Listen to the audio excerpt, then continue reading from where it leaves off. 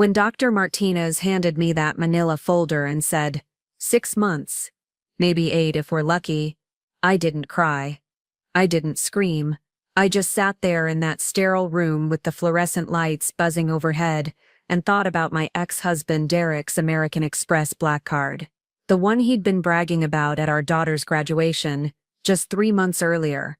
The one that was still linked to my old email address from when we were married. The one he had no idea I could still access. Before we jump back in, tell us where you're tuning from, and if this story touches you, make sure you're subscribed, because tomorrow I've saved something extra special for you. You see, while Derek was busy telling everyone how his crazy ex-wife was finally getting what she deserved, and while my so-called friends were whispering about karma and bad choices, I was calculating exactly how much financial chaos I could create in 180 days. Because, if I was going down, I wasn't going alone. My name is Inez Walker, and 3 days ago I was a 54-year-old marketing director at a mid-sized pharmaceutical company in Portland, Oregon. I had a corner office, a decent 401k, and a reputation for being the woman who could salvage any campaign disaster. People respected me, or at least they pretended to. I thought I had everything figured out. Then came the headache, not the kind you get from staring at spreadsheets too long or dealing with incompetent clients. These were different. Sharp, persistent, like someone was driving an ice pick through my skull at random intervals. I ignored them for weeks, popping ibuprofen like candy and telling myself it was just stress from the Morrison account. The first time I collapsed was during a client presentation. One moment I was explaining our Q4 strategy for their new arthritis medication, and the next I was on the floor of their conference room with 12 suits staring down at me like I'd just committed professional suicide. My assistant Jamie drove me to the emergency room, where they ran test after test, each one more invasive than the last. Dr. Martinez was young, probably younger than my daughter Sophie, with kind eyes and the sort of gentle manner that immediately told me the news wasn't going to be good. She sat across from me in her tiny office, surrounded by medical journals, and a wilting plant that someone had forgotten to water, and explained that the MRI had revealed a tumor. Glioblastoma, she called it. Stage 4. Inoperable. 6 months, she said again, and I watched her mouth move but couldn't quite process the words. We can try chemotherapy, radiation, but honestly, Mrs. Walker, at this stage we're talking about quality of life, not quantity. I left the hospital in a daze, driving home through Portland's afternoon traffic like I was moving through water. Everything seemed slower, quieter, like the world had been wrapped in cotton. I pulled into my driveway and sat in my Honda Accord for 20 minutes, staring at the house I'd bought after the divorce. It was small, tidy, painted a cheerful yellow that I'd chosen specifically because Derek hated bright color. He'd called it aggressively optimistic during one of our custody exchanges. Like even my choice in paint was a personal attack on his sensibilities. That night, I called Sophie first. She was 26, living in Seattle with her boyfriend Marcus, working as a graphic designer for some tech startup that I didn't pretend to understand. She cried when I told her, which surprised me. We hadn't been close since the divorce. She'd taken Derek's side early on, believing his version of events, accepting his narrative that I was the unstable one, the one who'd destroyed our perfect family with my erratic behavior and unreasonable demands. Mom, I'm so sorry, she sobbed into the phone. I'll drive down this weekend. We need to talk about treatment options, about getting a second opinion. I told her I'd think about it, but I already knew there wouldn't be a second opinion. I'd done enough research after leaving Dr. Martinez's office to understand what glioblastoma meant. 6 months was optimistic. Most people got 4. I didn't call Derek. Let him find out from Sophie, or from someone else, or never. I honestly didn't care. Instead, I opened my laptop and began what would become my new full-time job. I started with the easy stuff, the accounts I could remember from our marriage. Derek was meticulous about his credit, obsessive even. He checked his credit score weekly, monitored every transaction, prided himself on having what he called platinum-level financial discipline, which made it all the more satisfying when I discovered he'd never bothered to remove me as an authorized user on half his accounts. The American Express was just the beginning. There was also the Chase Sapphire, the Citibank Platinum, even a stupid store card for some high-end men's clothing boutique that charged $800 for a shirt. All of them still linked to email addresses he'd forgotten about, still sending statements to old phone numbers that forwarded to my current cell. I didn't start canceling them immediately.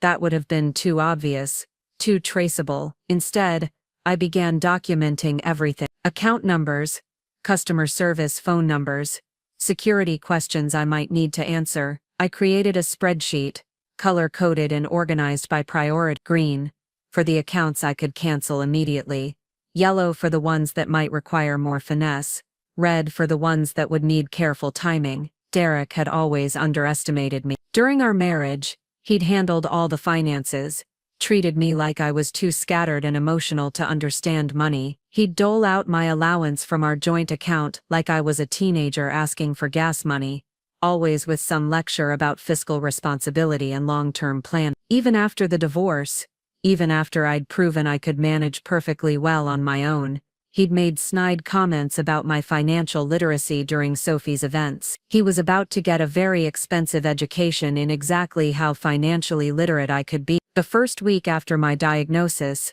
I threw myself into research with the same intensity I'd once reserved for product launches. I learned about credit reporting agencies, about the specific language required to cancel authorized user privileges, about the difference between closing an account and simply removing access. I studied Derek's spending patterns, noting when he typically made large purchases, when he traveled for work, when he'd be most likely to notice irregularities. I also started making lists, not just of his financial accounts but of everyone who'd hurt me over the years, every colleague who'd smiled to my face while undermining my projects, every friend who'd sided with Derek during the divorce without bothering to hear my side, every family member who'd treated me like damaged goods after the papers were signed. My sister Linda was near the top of that list. She'd been Derek's biggest supporter during our split, constantly talking about what a good man he was and how I needed to look at my own behavior if I wanted to save my marriage. She'd conveniently forgotten about the night I'd called her crying because Derek had screamed at me for an hour about leaving dishes in the sink,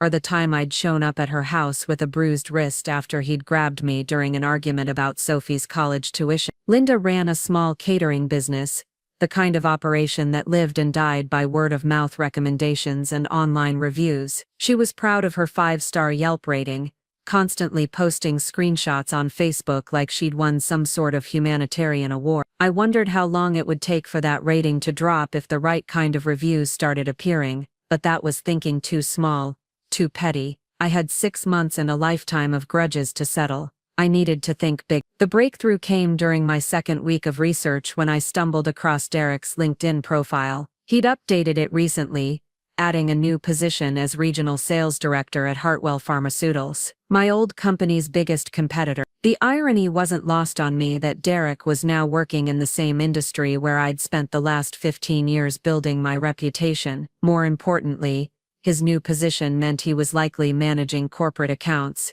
handling client entertainment, maybe even traveling on the company dime. All activities that would require significant credit card usage, the kind of usage that would be immediately noticed if those cards suddenly stopped working. I started with the American Express on a Tuesday morning. I called the customer service line, navigated through the automated system, and was connected to a pleasant representative named Carlos, who seemed genuinely sorry to hear that I wanted to remove myself as an authorized user. "Is there a particular reason you're making this change today, Ms. Walker?" he asked.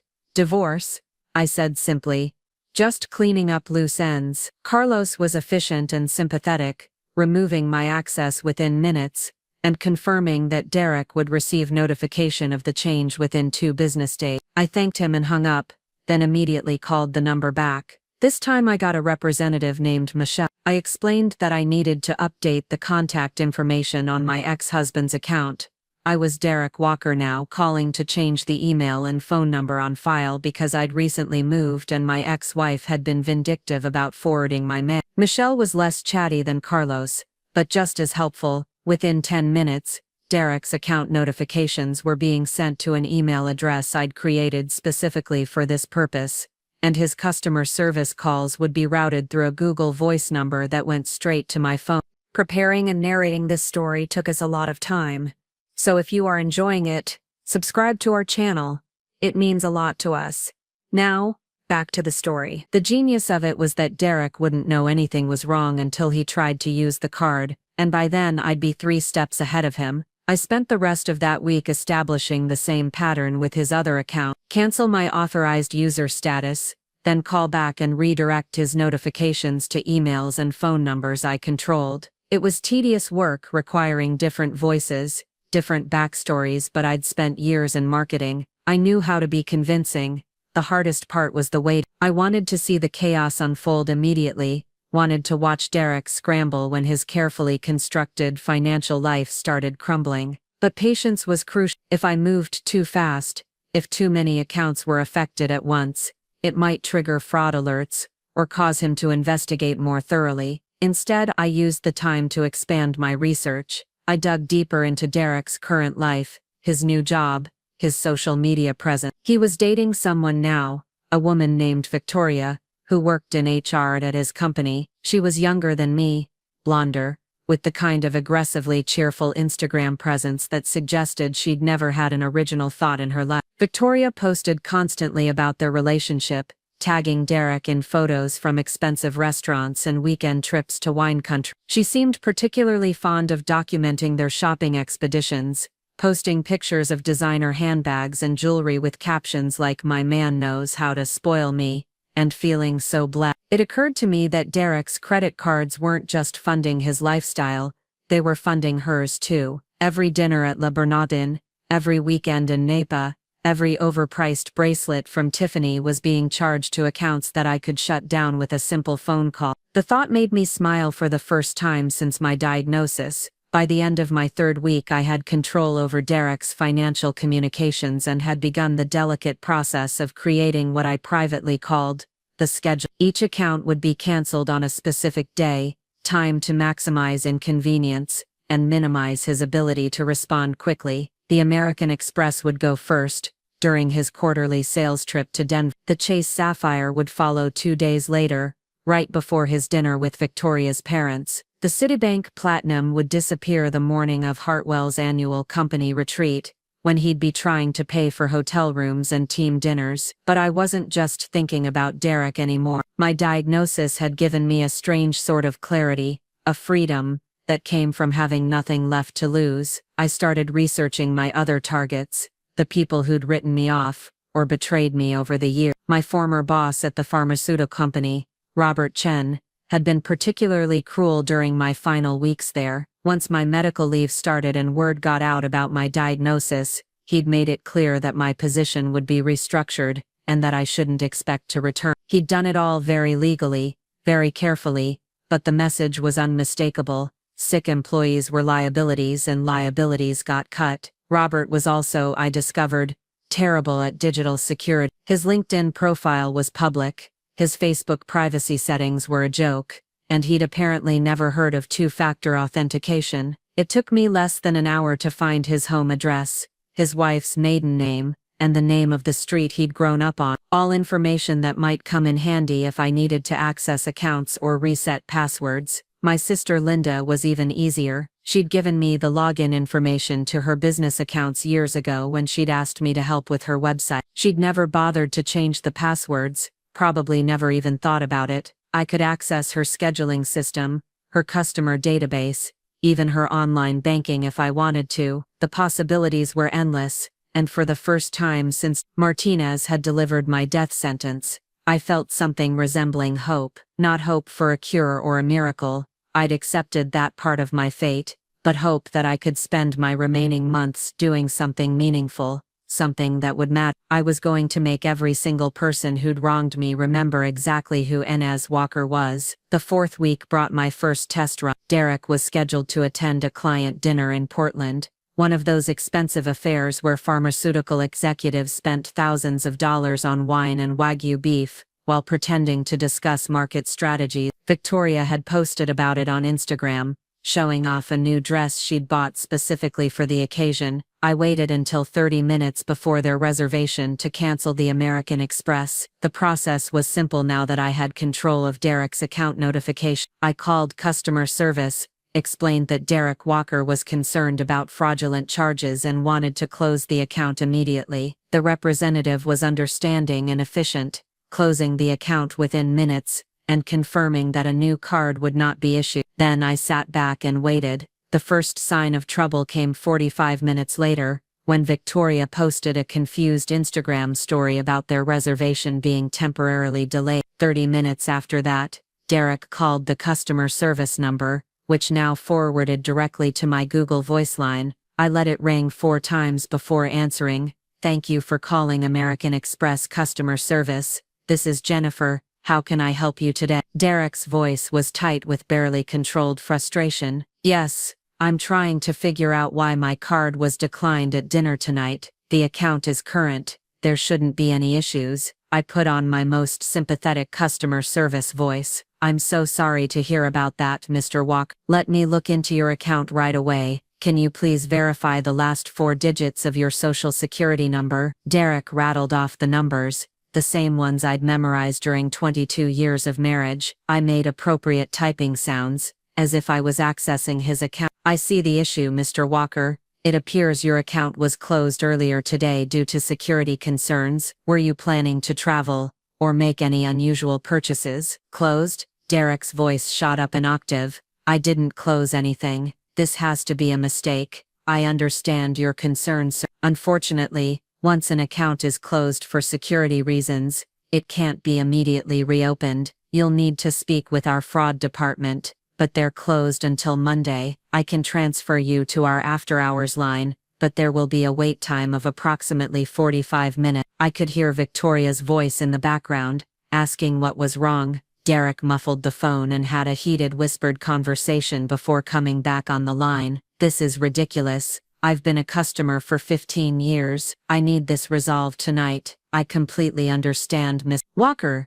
and I wish I could do more to help. The fraud department takes these security measures very seriously. In the meantime, do you have another form of payment you could use this evening?" Derek hung up without answering. Victoria's Instagram remained suspiciously quiet for the rest of the evening. No photos of expensive dinners or romantic cocktails, just silence. I slept better that night than I had since my diagnosis. The next morning brought a flurry of activity on Derek's other account. He'd clearly spent the weekend trying to figure out what had happened with the American Express, calling the real customer service line and discovering that his account had indeed been closed. He'd also discovered that his contact information had been changed, though the representatives couldn't explain how or when that had happened. I monitored his efforts through the email notifications I was now receiving: password reset attempts, fraud alerts, customer service callback. Derek was working himself into a panic, and we hadn't even gotten to the good stuff yet.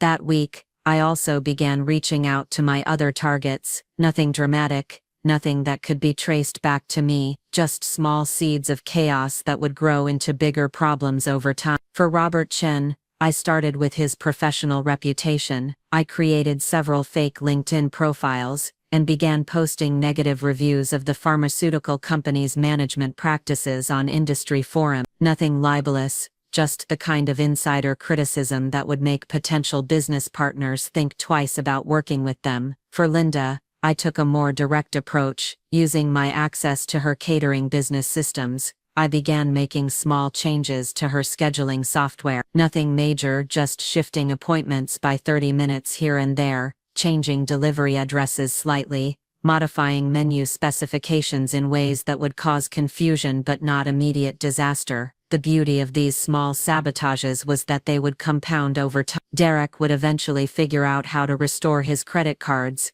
but not before missing several important business dinners and looking unreliable to his new employers. Robert would notice the negative industry chatter but wouldn't be able to trace it back to any specific source. Linda would deal with a series of miscommunications and computer glitches that would slowly erode her business reputation. By the time any of them realized they were under attack, I'd be long gone. Week 5 brought my first real victory. Derek was scheduled to take Victoria to San Francisco for a long weekend, one of those romantic getaways that she'd been posting about for weeks. They'd booked a suite at the St. Regis, made reservations at 3 Michelin-starred restaurants, and planned a shopping expedition to Union Square. I waited until they were checking into their hotel to cancel the Chase Sapphire. This time I called the hotel directly. St. Regis, San Francisco. This is Marcus speaking. How may I assist you? Hi Marcus, this is calling from Chase Bank's Fraud Prevention Department. We've detected some unusual activity on one of our customers' accounts,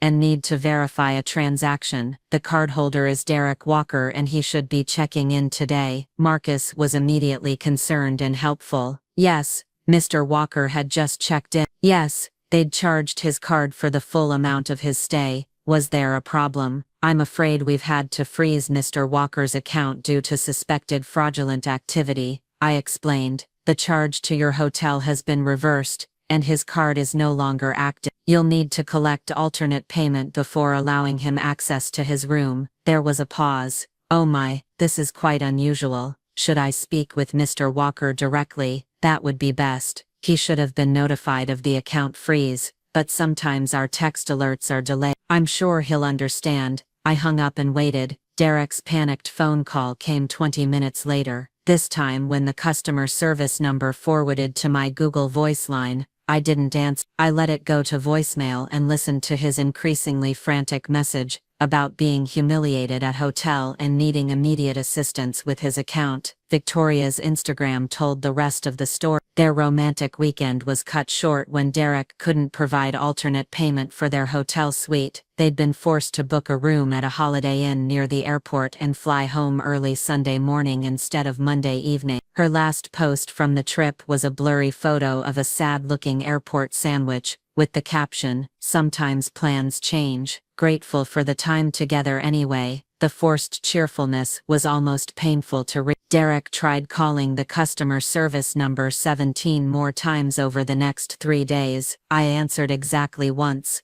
on Wednesday afternoon, just to hear the desperation in his voice. Jennifer, thank God, I've been trying to reach someone for days. This is Derek Walker, account number ending in 4. Someone has been tampering with my account. I'm so sorry to hear about your troubles, Mr. Walker. Let me pull up your file. I made the appropriate typing sounds again. I showed that your account was closed on Friday, due to security concerns, and there have been multiple attempts to access it since then. For your protection, we've flagged your profile for additional verification. What kind of verification? You'll need to visit a branch location in person with 2 forms of government ID and proof of address. Unfortunately, this process can take 7 to 10 business days to complete. Derek was quiet for a long moment. Then, this is sabotage. Someone is doing this deliberately. Sir, I understand your frustration, but I can assure you that Chase takes account security very seriously. If you view someone has gained unauthorized access to your personal information, you should contact the police and file a fraud report. I know exactly who's doing this, Derek said, his voice low and angry. And when I prove it, there are going to be serious consequences. I hung up without responding, but his words sent a chill through me. Derek might be financially incompetent and emotionally stunted, but he wasn't stupid. If he was starting to connect the dots, I needed to accelerate my timeline. That night, I canceled his Citibank Platinum card and his 2 remaining store cards. I also began the process of disputing several large purchases he'd made in the previous month, claiming they were fraudulent charges that needed to be investigated. By Thursday morning, Derek had exactly 1 working credit card left, a basic Visa with a $3,000 limit that he probably hadn't used in years. But I wasn't done with him yet. I still had his corporate card, the one issued by Hartwell Pharmaceuticals for business expenses. That was going to require more finesse, but it would also cause the most damage. Losing personal credit cards was embarrassing. Losing access to company funds was career-ending. I spent Friday researching Hartwell's corporate policies and payment system. Like most large companies, they used a third-party provider to manage employee expense accounts. The cards were tied to specific employees, but monitored by the accounting department for unusual activity. What I needed was a way to trigger a fraud investigation, without immediately pointing back to Derek's personal financial problems. If Hartwell's accounting team thought Derek was misusing company funds, they'd freeze his access and launch an internal investigation. Even if he was eventually cleared, the damage to his professional reputation would be severe. The opportunity came sooner than I'd expected. Derek was scheduled to attend a pharmaceutical industry conference in Las Vegas the following week, the kind of event where company representatives spent freely on client entertainment and networking events. Victoria had already posted about their upcoming business trip, complete with photos of the dresses she'd packed for dinners and shows. I waited until Derek was at the airport to make my move. Using information I'd gathered from his social media posts and Victoria's Instagram, I called Hartwell's accounting department and reported suspicious activity on Derek Walker's corporate card. I explained that I was calling from the Bellagio Hotel's security department, and that we'd noticed unusual spending patterns on Mr. Walker's account that didn't match his registered business activities. The accounting representative was immediately concerned. I explained that Mr. Walker had made several large charges to adult entertainment venues and high-end jewelry stores, purchases that seemed inconsistent with pharmaceutical industry networking. The charges totaled nearly $8,000 over 2 days, well above his approved spending limit for the conference. I want to emphasize that we're not accusing Mr. Walker of wrongdoing, I said carefully. But our security protocols require us to report unusual spending patterns to the cardholder's company. We've seen cases where employees' cards were stolen or cloned at these types of events. The representative thanked me for calling and assured me that Hartwell would investigate immediately. Derek's corporate card would be temporarily suspended pending review, and he'd be contacted by his supervisor to discuss the charges. I hung up and allowed myself a moment of pure satisfaction. Derek was now stranded in Las Vegas with minimal funds, a suspicious employer, and a girlfriend who was about to discover that their luxury vacation had just become a very expensive lesson in financial planning. But as satisfying as Derek's downfall was becoming, I knew I couldn't focus entirely on him. I had other targets, other scores to settle, and time was running out faster than I'd expected. My last chemotherapy session had been brutal, leaving me weak and nauseous for days. Dr. Martinez had gently suggested that we might want to consider stopping treatment and focusing on comfort care. The tumors weren't responding, and the side effects were becoming harder to manage. I'd agreed to discontinue chemo, but not because I was ready to give up.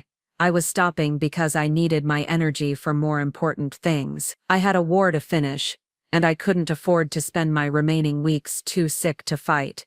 Week 6 was when everything started to accelerate. Derek had returned from Las Vegas early, his corporate card frozen, and his job in jeopardy. Victoria had stopped posting their adventures on Instagram, and her recent photos showed a strained smile that suggested their relationship was under serious stress. But Derek wasn't my only concern anymore. Linda's catering business was starting to experience the effects of my subtle sabotage. She'd missed 3 important deliveries due to the scheduling changes I'd made, and her Yelp reviews were starting to reflect customer dissatisfaction. More importantly, I'd begun leaving my own reviews under fake accounts, carefully crafted complaints about food quality and unprofessional service that were just believable enough to seem genuine.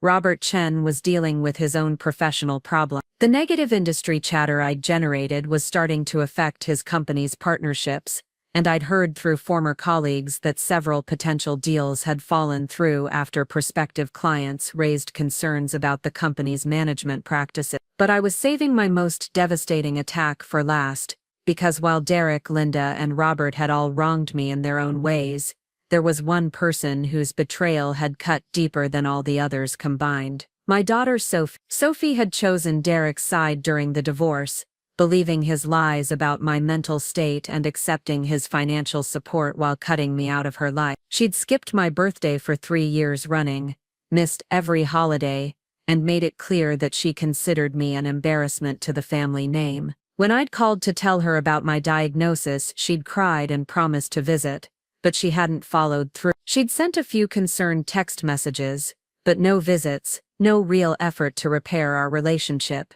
It was as if my terminal illness was just another inconvenience in her carefully ordered life. But Sophie had made one crucial mistake. She'd given me access to her financial accounts years earlier, back when she was in college, and I was helping her manage her student loans. She'd never bothered to remove my access, probably never even thought about it. Sophie worked for a tech startup that was still in its early growth phase, the kind of company that operated on venture capital funding and grand promises about future profitability. Her salary was decent, but not spectacular, and she supplemented it with freelance design work and a modest trust fund that Derek had established for her during our marriage. What Sophie didn't know was that Derek had never legally removed my name from that trust, an oversight on his part, but one that gave me significant influence over her financial future. I spent the last days of week 6 researching Sophie's current financial situation,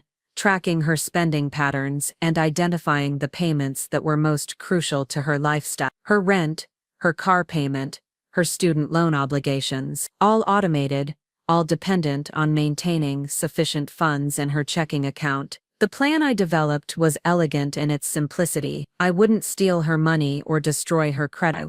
I would simply create enough confusion and delay in her automated payments to cause significant inconvenience and stress. Rent checks that bounced, car payments that were declined, student loan payments that triggered default warning. Nothing permanent, nothing that couldn't be fixed with time and effort, but enough chaos to make her understand what it felt like to have her carefully controlled world suddenly become unpredictable and frightening, just like she'd done to me when she'd chosen Derek's money over her mother's love. As I prepared to implement the final phase of my plan, I found myself thinking about the conversation I'd had with Dr. Martinez during my last appointment. She'd asked if there was anything I wanted to accomplish in my remaining weeks, any relationships I wanted to repair or experiences I wanted to have. I'd told her I was working on some unfinished business, which was true enough. But what I didn't tell her was that this unfinished business was giving my life more purpose and satisfaction than anything I'd done in years. For the first time since my diagnosis, I felt powerful.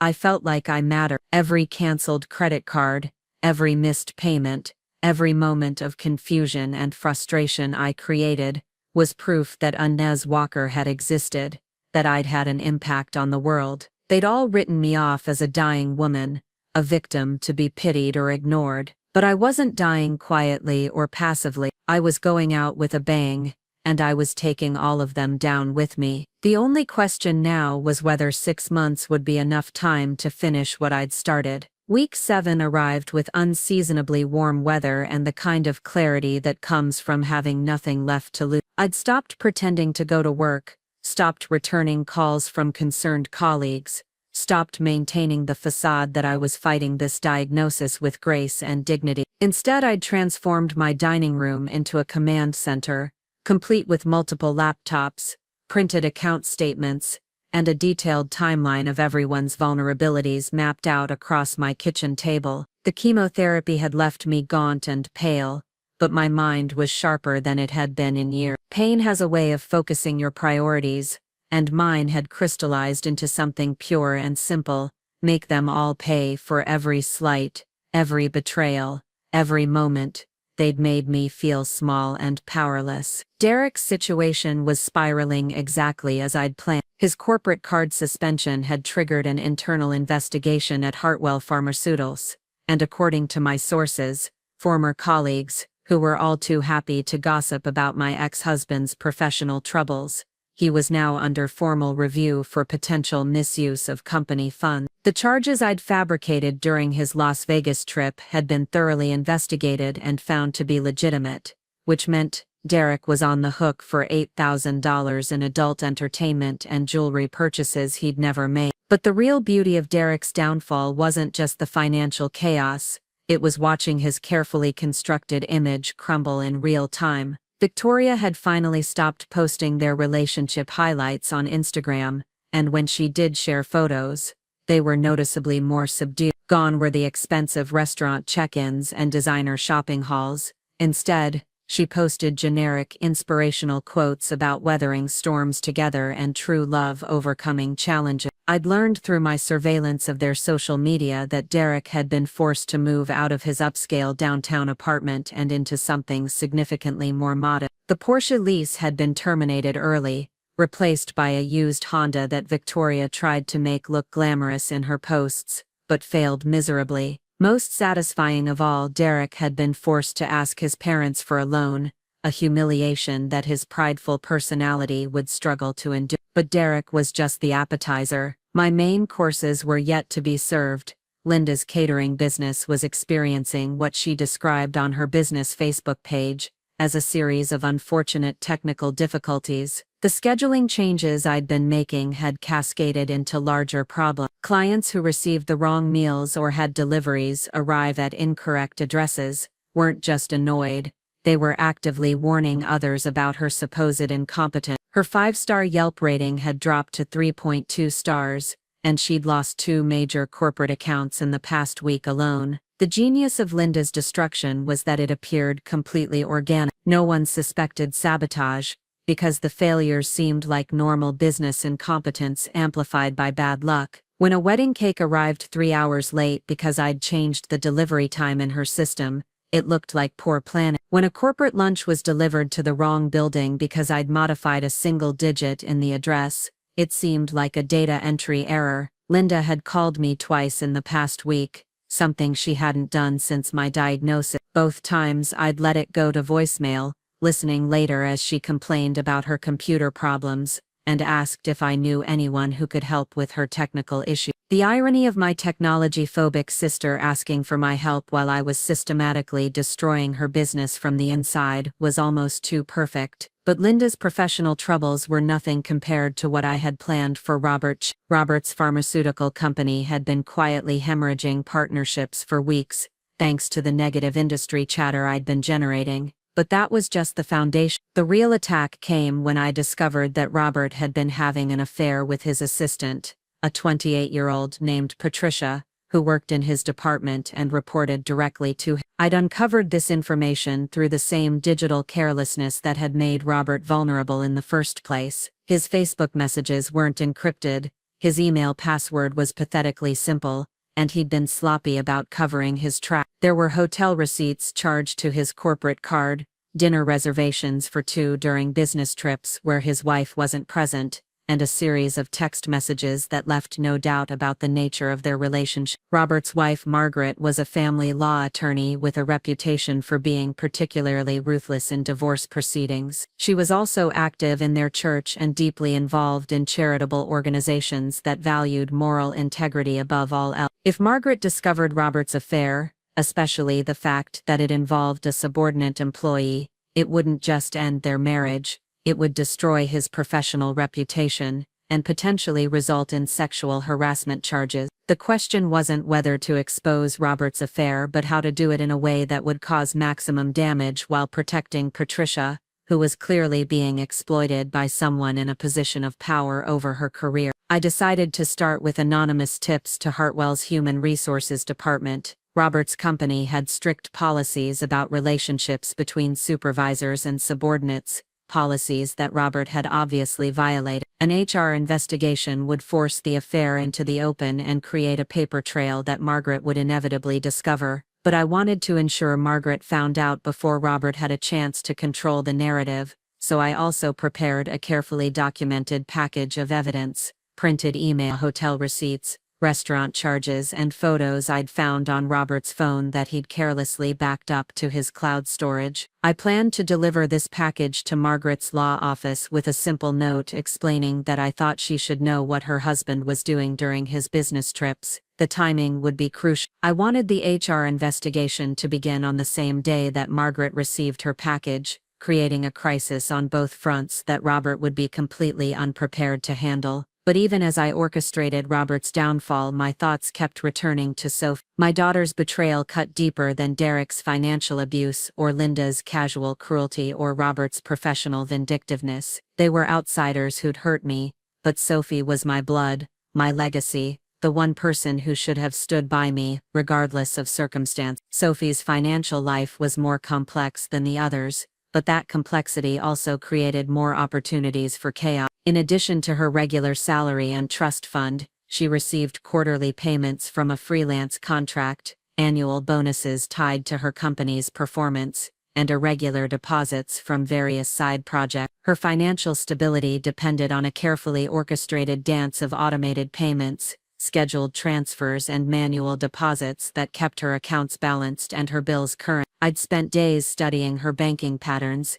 identifying the critical timing windows where a delayed payment or missed transfer would cause the maximum disruption. Sophie lived paycheck to paycheck despite her decent income, a lifestyle choice that left her vulnerable to even minor financial interruptions. My plan for Sophie was more psychological than financial. I wasn't going to bankrupt her or destroy her credit. Instead, I was going to introduce uncertainty into her perfectly controlled world, the same kind of uncertainty she'd forced me to live with when she'd chosen Derek's money over our relationship. Sophie's rent was automatically deducted from her checking account on the 15th of each month. Her car payment came out on the 20th. Her student loan payment was scheduled for the 25th. These payments were the foundation of her financial stability, the automated transactions that allowed her to live without constantly monitoring her account balance. But what would happen if those payments started failing? What if her rent check bounced because a freelance payment was delayed? What if her car payment was declined because her trust fund transfer didn't arrive on schedule? What if her student loan went into default because of a technical error in the automatic payment system? Nothing permanent, nothing that couldn't be resolved with phone calls and explanations and follow-up payment, but enough disruption to make her understand what it felt like to have your security undermined by forces beyond your control. The beauty of this approach was that Sophie would never suspect deliberate sabotage. Financial institutions were notorious for technical glitches and processing delay. Freelance clients were always late with payments.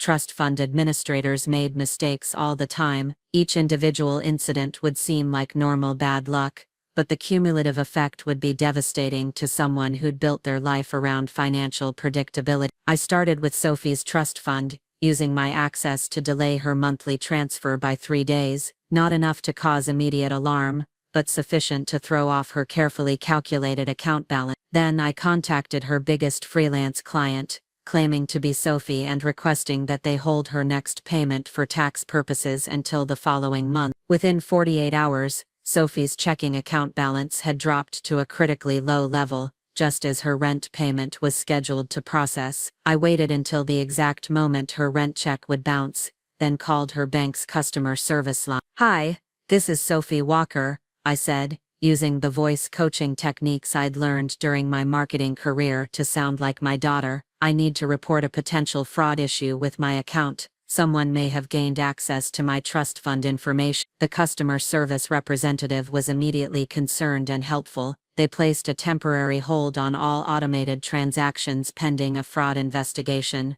which meant Sophie's rent payment wouldn't just bounce, it would be flagged as potentially fraudulent activity. I hung up and waited for the chaos to begin. Sophie's panicked phone call came 6 hours later. I let it go to voicemail, listening as she explained that her bank account had been frozen, her rent payment had been rejected, and her landlord was threatening eviction proceedings. She sounded confused and frightened, qualities I hadn't heard in her voice since she was a child. "Mom, I know we haven't talked much lately," her voicemail continued, "but I really need some advice. My bank says there might be fraud on my account, and I don't know what to do. Could you call me back, please?" I deleted the voicemail without responding. Sophie had made her choice years ago when she'd decided that Derek's financial support was more valuable than her relationship with her mother. Now she could experience what it felt like to be abandoned during a crisis. But Sophie's troubles were just beginning. Over the next few days, I systematically disrupted every aspect of her financial life that I could access. Her car payment was declined due to insufficient funds. Her student loan payment triggered a default warning because of the bank account freeze. Her credit score took a hit when her cell phone bill went unpaid because her automatic payment system wasn't functioning. Each individual problem was small and fixable, but together they created a cascade of stress and uncertainty that Sophie was completely unprepared to handle. She'd never experienced financial instability, never had to worry about money, or negotiate with creditors or explain late payments to landlords. Derek had shielded her from those realities during her childhood, and her trust fund had protected her as an adult. Now, for the first time in her privileged life, Sophie was learning what it felt like to be vulnerable. The truly satisfying part was watching her relationship with Derek deteriorate under the pressure. Derek was dealing with his own financial crisis and couldn't provide the support that Sophie had come to expect. When she called him for help, he had to explain that his credit cards were maxed out and his corporate account was frozen. The father she'd chosen over her mother was proving to be just as unreliable as I'd always known he was. By the end of week 7, all of my targets were struggling with problems that seemed unrelated but were actually part of a carefully orchestrated campaign. Derek was facing potential job loss and criminal charges. Linda's business was collapsing under the weight of apparent incompetence. Robert was about to be exposed as an adulterer and sexual harasser. Sophie was drowning in financial chaos that threatened every aspect of her carefully controlled life. But I wasn't finished yet. The most devastating attacks were still to come. Week 8 began with news that should have been sobering but instead filled me with renewed energy. Dr. Martinez called to inform me that my latest scans showed accelerated tumor growth. The cancer was spreading faster than anticipated, and she estimated that I had perhaps 6 weeks left, maybe less. Nin, she said gently, it's time to start thinking about end-of-life arrangement. Do you have family members who should be notified? Are there any affairs you need to put in order? I assured her that my affairs were very much in order, more organized than they'd ever been in my life. What I didn't tell her was that I was running out of time to complete my mission, which meant I needed to accelerate my timeline and unleash the most destructive phases of my plan. Derek's situation reached a critical point that Tuesday when Hartwell Pharmaceuticals made the decision to terminate his employment pending the outcome of their fraud investigation. The $8,000 in fabricated charges had been thoroughly documented, and Derek couldn't provide any credible explanation for how they'd appeared on his corporate card. His protests about sabotage and identity theft were dismissed as desperate attempts to avoid responsibility. But losing his job was just the beginning of Derek's problems. The fraud investigation had triggered a review of his personal finances, which revealed the suspicious closure of multiple credit card accounts and the unusual pattern of contact information changes. Financial institutions were now treating Derek as a potential fraud victim, which meant all of his remaining accounts were subject to additional scrutiny and verification requirements. The irony was perfect. Derek's financial life had become so complicated by my sabotage that legitimate institutions now viewed him as a security risk. Every transaction was questioned,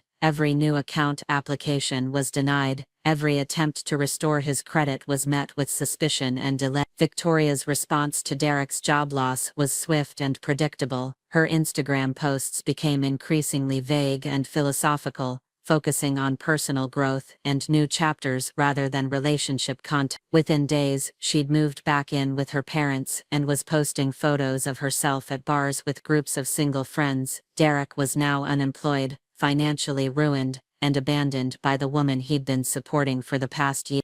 Margaret was well connected and respected, and her version of events, supported by documented evidence of Robert's infidelity, became the accepted narrative. Robert would never work in the pharmaceutical industry again, at least, not in any significant capacity. His marriage was over, his finances were ruined by legal fees and alimony obligations, and his professional network had turned against him. The man who'd callously discarded me when I became inconvenient was now experiencing his own professional and personal exile. But even as I celebrated these victories, my attention remained focused on Sophie. Her financial chaos had escalated exactly as I'd planned, but I wanted her to understand that these weren't random misfortunes, they were consequences of her choices. Sophie's bank account remained frozen pending the fraud investigation I'd initiated, which meant she couldn't access her regular income or trust fund payments.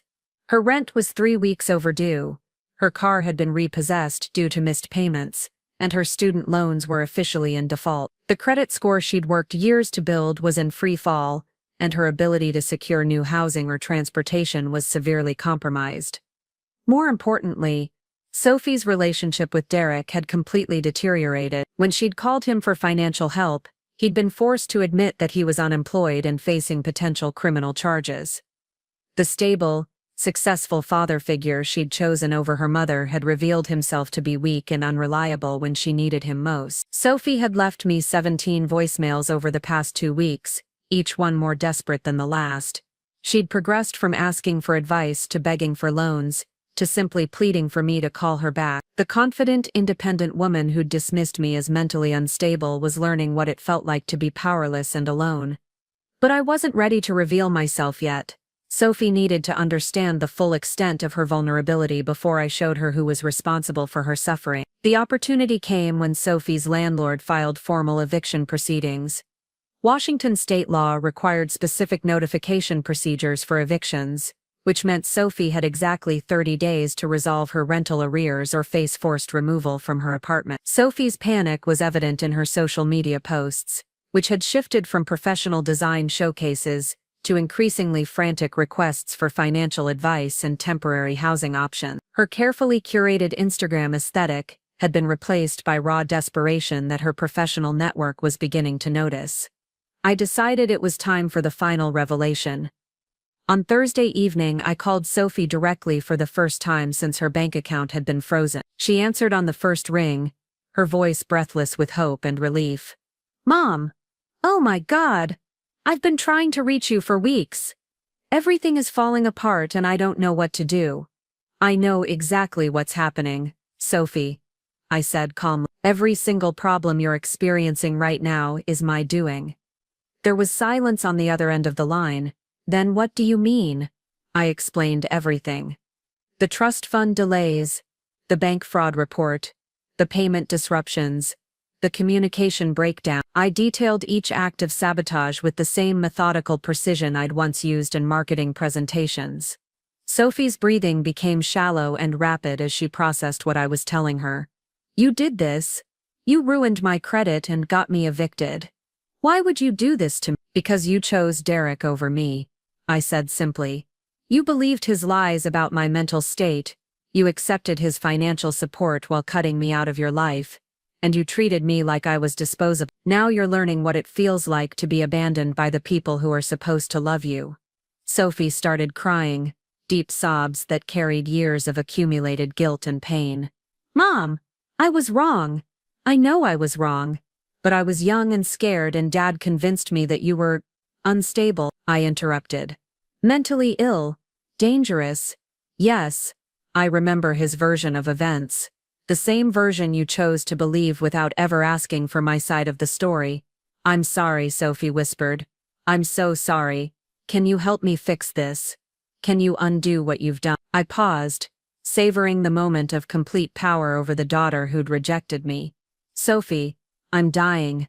I have maybe a month left, probably less. You've spent 3 years treating me like I don't exist, and now you want my help because you're finally experiencing consequence." "Please," Sophie begged. "I'll do anything. I'll make it up to you, just please help me." "There's nothing to make up," I said. "You made your choice years ago and I've made mine. You wanted Derek's version of family loyalty. Well, now you can see how much that's worth when things get difficult." I hung up without saying goodbye, leaving Sophie to contemplate the ruins of her carefully constructed life.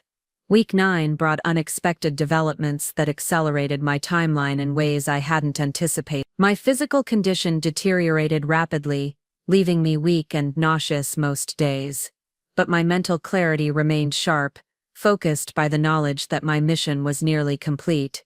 Derek's situation had progressed from professional embarrassment to potential criminal liability. The fraud investigation at Hartwell had uncovered evidence of the fabricated charges, but Derek's inability to provide a credible explanation had convinced investigators that he was lying about his involvement. The district attorney's office was considering filing criminal charges for corporate fraud and embezzlement.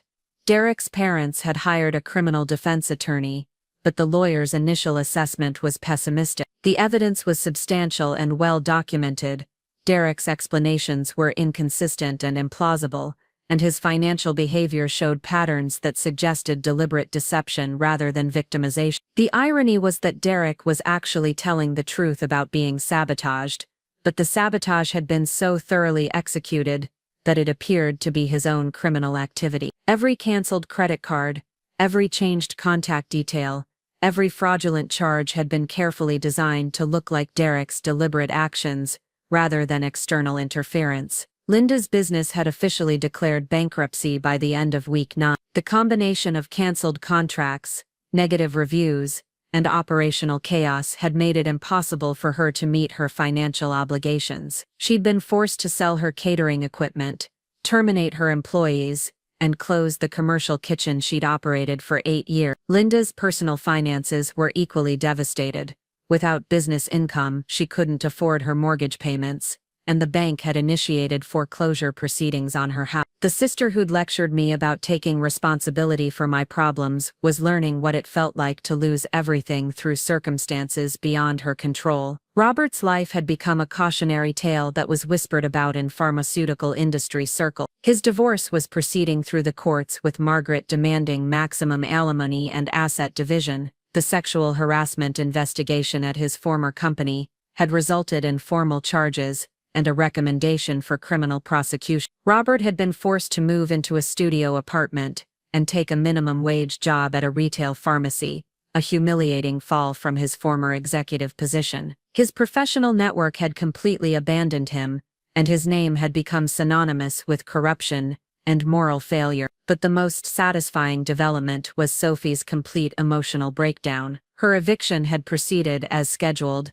forcing her to move in with friends who were growing tired of supporting someone who couldn't contribute to household expense. Her career was suffering because she couldn't focus on work while dealing with financial crisis, and her professional reputation was being damaged by her obvious instability. Sophie had called me 12 more times since our confrontational conversation, leaving increasingly desperate messages that revealed the depth of her psychological unraveling. She alternated between begging for forgiveness and demanding that I fix the problems I'd created, unable to accept that actions have consequences and that some damage can't be undone. The most recent voicemail had been particularly satisfying.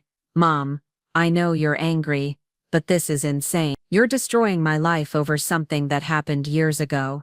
I was just a kid, and I made mistakes, but this is crazy. You're literally ruining everything I've worked for. Please just call me back. Please." I saved the message but didn't respond. Sophie was finally experiencing the same abandonment and helplessness that I'd felt when she'd chosen Derek's money over our relationship. The difference was that my suffering had been caused by betrayal from the people who were supposed to love me, while hers was the natural consequence of her own choices. As week 9 drew to a close, I realized that my mission was essentially complete. Derek, Linda, Robert, and Sophie had all been brought low by their own weaknesses and moral failures. I'd simply created the circumstances that revealed their true characters and exposed the fragility of their carefully constructed lives. Derek's arrogance and financial irresponsibility had made him vulnerable to credit sabotage. Linda's technological incompetence and superior attitude had enabled the destruction of her business. Robert's sexual misconduct and professional hubris had provided the foundation for his downfall. Sophie's emotional immaturity and misplaced loyalty had left her unprepared for real adversity. I hadn't destroyed them.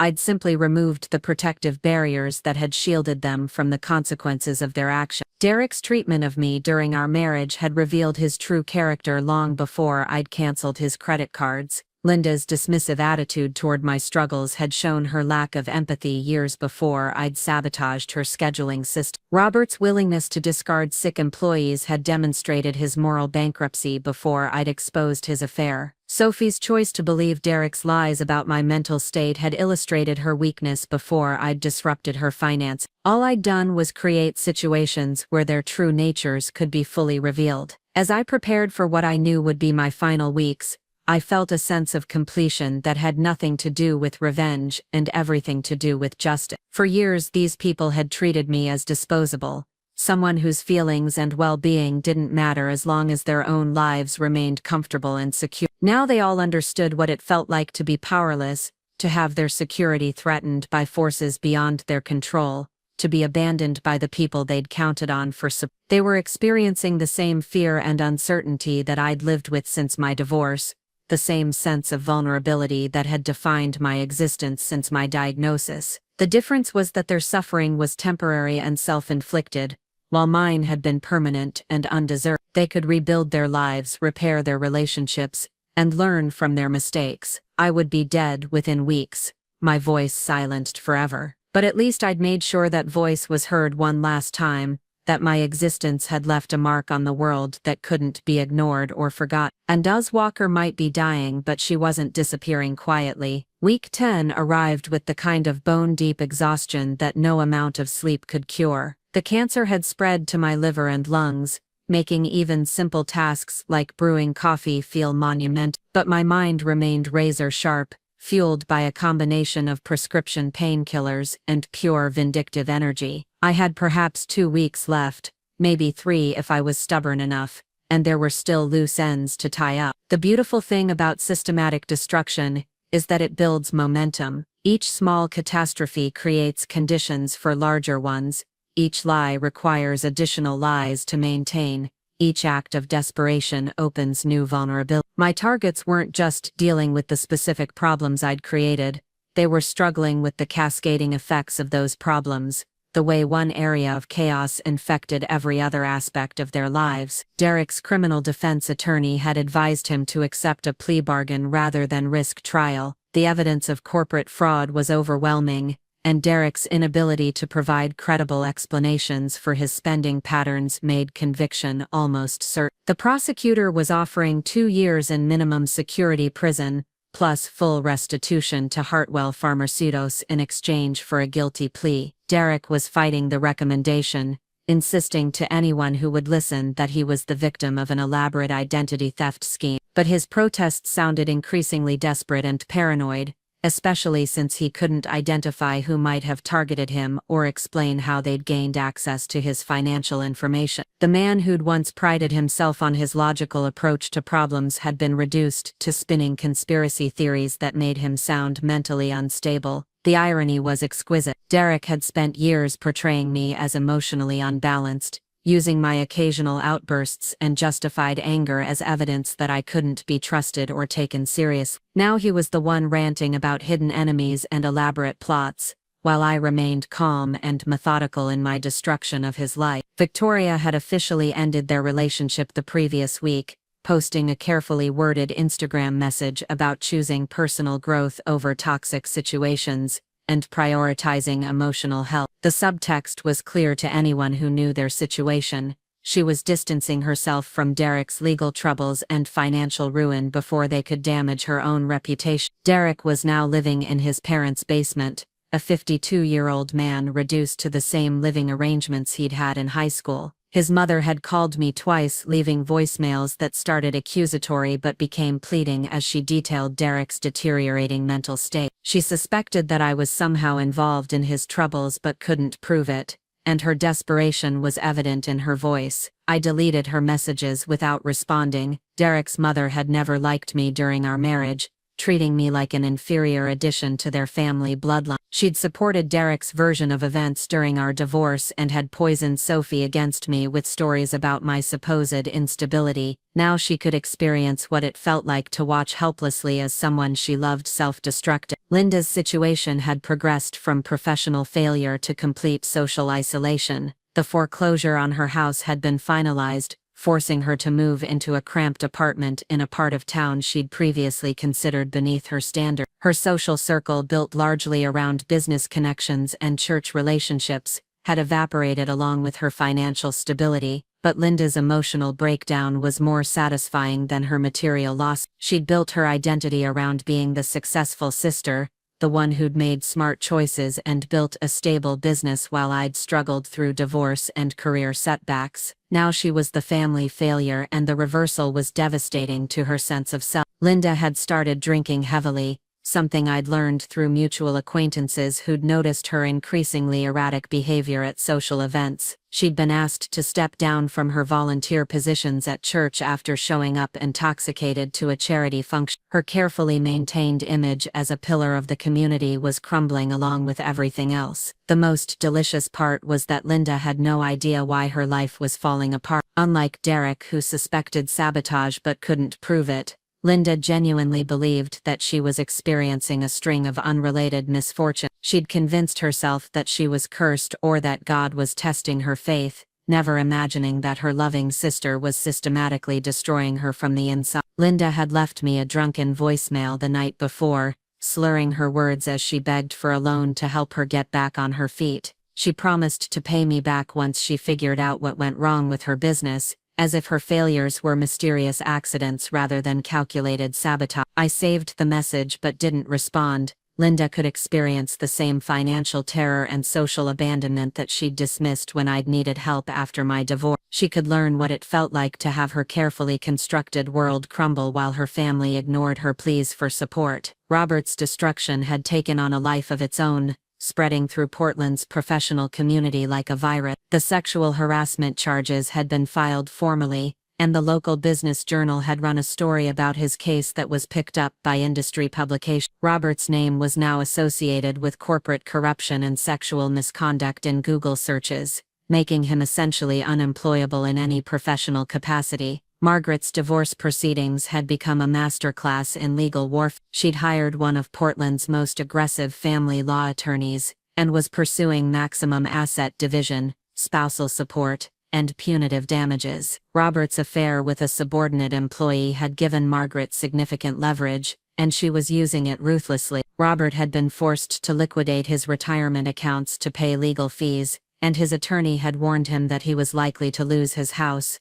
his savings, and most of his future income to alimony obligations. The man who'd callously discarded sick employees to protect his bottom line was learning what it felt like to have his own financial security destroyed by legal proceedings. But Robert's professional exile was the most complete of all my victories. The pharmaceutical industry was relatively small and tightly networked, which meant news of his misconduct had spread quickly through professional circles. Former colleagues avoided him at industry events. Business partners canceled existing contracts, and potential employers wouldn't return his call. Robert had been reduced to working at a chain pharmacy, filling prescriptions for minimum wage while wearing a name tag that identified him as a pharmacy technician. The former executive who'd once made decisions affecting thousands of employees was now taking orders from managers half his age, and apologizing to customers who complained about wait times. The humiliation was exactly what Robert deserved,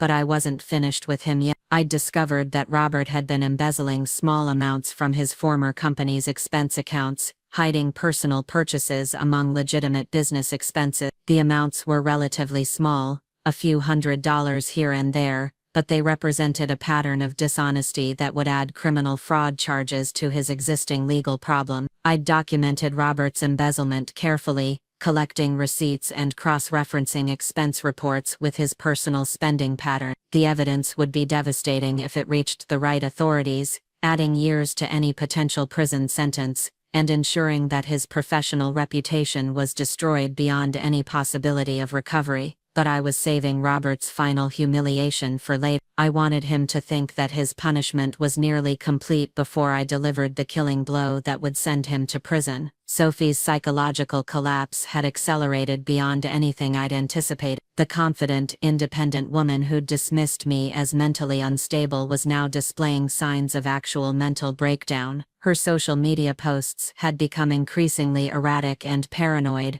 alternating between desperate pleas for help and angry rants about financial terrorism. Sophie had figured out that her problems weren't coincidental, but she hadn't yet realized that I was responsible. Instead, she'd convinced herself that Derek was somehow orchestrating her destruction, as punishment for not supporting him during his legal trouble. The accusation had caused a complete breakdown in their relationship, with Derek insisting that he was too busy dealing with his own problems to sabotage anyone else. Sophie's professional life had disintegrated along with her personal finance. Her inability to focus on work while dealing with constant financial crises had resulted in missed deadlines and client complaints. Her employer had placed her on unpaid leave pending a performance review, effectively ending her income stream just when she needed it most. The apartment she'd moved into after her eviction was in a dangerous part of Seattle, the kind of neighborhood where car break-ins were routine, and domestic violence calls echoed through thin walls. Sophie's Instagram posts from her new living situation were desperate attempts to maintain her previous aesthetic, but the gritty reality kept breaking through her carefully filtered facade. Sophie had started seeing a therapist,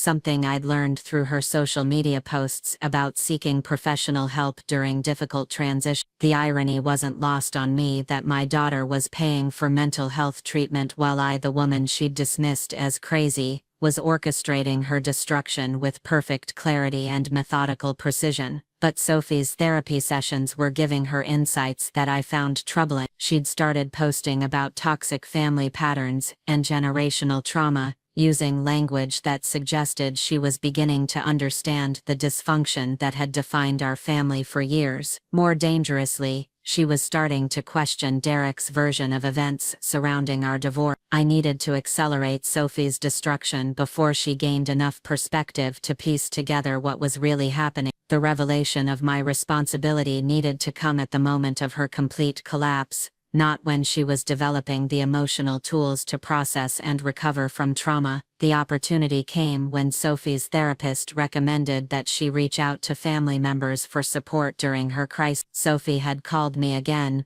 but this time her voice was different, stronger, more analytical, less desperate. "Mom, I've been thinking about everything that's happened over the past few years," she said in her voicemail. "My therapist says that family trauma often gets passed down through generations, and that people sometimes act out their pain in destructive ways. I know I hurt you when I chose Dad's side during the divorce, and I'm wondering if what's happening to me now is connected to that somehow." The message was insightful and mature, showing emotional growth that could eventually lead to genuine healing and reconciliation. I couldn't allow that to happen. Sophie needed to understand that her suffering was punishment, not therapy, and that some betrayals couldn't be forgiven or forgot. I decided to reveal my involvement immediately, before Sophie could develop the emotional resilience to handle the truth constructively. I called her back that evening, choosing a time when I knew she'd be alone in her dangerous apartment, probably anxious about her safety and future. "Sophie, this is your mother. I got your voicemail about family trauma and generational patterns." "Mom," Sophie's voice was full of relief and hope, "I'm so glad you called back. I've been doing a lot of thinking, and I realized that I made some terrible mistake. I want to try to repair our relationship before." She stopped herself, probably remembering my diagnosis. "Before I die," I finished. "Yes, I imagine you would want to clear your conscience before I'm gone. That's very convenient timing for your emotional growth." Sophie was quiet for a moment, processing my cold tone. "Mom, I know you're angry, and you have every right to be, but I was young and scared, and Dad convinced me that you were dangerous, unstable." "Yes, I remember his propaganda campaign." Now you're experiencing what it feels like to have your security destroyed by someone you trusted. "But I was just a kid," Sophie screamed. "I was 23 years old and my parents were getting divorced, and Dad told me that you were having a breakdown. I didn't know what to believe." "You believed what was convenient," I said calmly. "You believed the version that came with a trust fund and financial security. You chose money over loyalty, just like your father taught you." Sophie was sobbing now, deep wails that probably disturbed her neighbors in the thin-walled apartment. "Please, stop this. Please, fix what you've done. I'll do anything to make up for hurting you, but please, don't destroy my life over a mistake I made when I was young and stupid." "There's nothing to fix," I said. "You're experiencing the natural consequences of your choices. The difference is that my suffering was permanent, while yours can be temporary if you're willing to work for it." "What do you want from me?" Sophie asked desperately. "Do you want me to beg? Do you want me to admit that I was wrong? I'll do whatever you need. I want you to understand that actions have consequences, and that some damage can't be undone with apologies and good intentions. You spent 3 years treating me like I was dead, so now you can spend the rest of your life knowing that your mother died hating you." I hung up without saying goodbye, leaving Sophie to contemplate the wreckage of her life and the knowledge that her own mother had orchestrated her destruction. The next morning brought news that accelerated my timeline in unexpected ways. Martinez called to inform me that my condition had deteriorated more rapidly than anticipated. The tumors were affecting my liver function, and she estimated that I had perhaps a week left, possibly less. "Inez, you need to be in the hospital," she said gently. We can manage your pain more effectively and ensure that you're comfortable during your final days. I thanked her but declined hospitalization. I had too much work left to finish, and I couldn't complete my mission from a hospital bed surrounded by well-meaning nurses and grief counselors. Instead, I used my remaining energy to finalize the most devastating attacks I'd been preparing. Derek's plea bargain hearing was scheduled for the following week, but I wanted to ensure that he faced additional charges that would make any deal impossible. I contacted the FBI's white-collar crime division, providing detailed documentation of Derek's supposed involvement in a complex identity theft and credit fraud scheme. The evidence I'd fabricated was thorough and convincing, showing patterns of financial manipulation that extended far beyond the charges he was already facing. The federal investigation would take months to resolve, during which Derek would remain under criminal suspicion and essentially unemployable. Even if he was eventually cleared of the federal charges, the investigation would destroy any chance of rebuilding his career or reputation. I also sent the evidence of Robert's embezzlement to the district attorney's office, along with a detailed analysis showing how his theft had affected employee pension funds and healthcare benefits. The additional charges would add years to any potential sentence and ensure that Robert's professional exile became permanent imprisonment. But my most satisfying final act was revealing the complete scope of my campaign to all my targets simultaneously. I wanted them to understand that their suffering wasn't random misfortune or unrelated coincidences. It was the deliberate result of a carefully planned campaign by someone they'd underestimated and discarded. I wrote detailed letters to Derek, Linda, Robert, and Sophie, explaining exactly how I'd orchestrated their destruction and why they deserved every moment of suffering they'd experienced. Each letter was personalized, referencing specific moments when they'd hurt or betrayed me, and connecting those actions to the particular punishments I'd designed for them. Derek's letter detailed how his financial arrogance and emotional abuse during our marriage had made him vulnerable to credit sabotage. Linda's letter explained how her dismissive attitude toward my struggles had enabled the destruction of her business through the same technological incompetence she'd mocked in others. Robert's letter described how his willingness to discard sick employees had led to his own professional destruction through the exposure of his moral failure. Sophie's letter outlined how her choice to believe Derek's lies had resulted in the same powerlessness and abandonment that I'd experienced after our divorce. Each letter ended with the same message: you thought I was weak and disposable, someone whose feelings didn't matter as long as your own lives remained comfortable. Now you know what it feels like to be powerless, and you'll carry that knowledge for the rest of your lives while I rest in peace, knowing that justice was served. I mailed the letters on Tuesday, timing their delivery for Thursday when I expected to be too weak to enjoy their responses directly, but knowing that my words would haunt them for years to come. The physical deterioration accelerated faster than even Dr. Martinez had predicted. By Wednesday evening, I could barely stand without assistance, and my vision had become blurry and intermittent, but my mind remained clear enough to monitor the chaos I'd created through news reports and social media updates. Derek's federal investigation had been announced in the local business journal, with unnamed law enforcement sources, describing it as a complex financial fraud case with potential organized crime connection. Derek's parents had hired a federal criminal defense attorney, depleting their retirement savings to fund legal fees that would ultimately prove futile. Robert's additional embezzlement charges had been filed with great fanfare, with the district attorney's office describing his case as an example of systematic corporate corruption that victimized hard-working employees. Robert was now facing a minimum of 5 years in federal prison, with the possibility of additional charges as investigators dug deeper into his financial activity. Linda's mental breakdown had accelerated after receiving my letter, with neighbors reporting disturbing behavior that included screaming matches with invisible opponents and obsessive checking of her apartment's locks and windows. She'd been placed on psychiatric hold after threatening suicide, though I suspected her threats were manipulative rather than genuine. Sophie's response to my letter had been the most dramatic. She'd posted a series of increasingly unhinged Instagram stories, detailing her mother's sociopathic campaign of financial terrorism and calling for help from anyone who understands what it's like to be abused by a malignant narcissist. Her accusations were accurate but sounded so extreme that most people dismissed them as the ramblings of someone experiencing a mental breakdown. The beautiful irony was that Sophie's desperate attempts to expose my campaign only made her sound more unstable,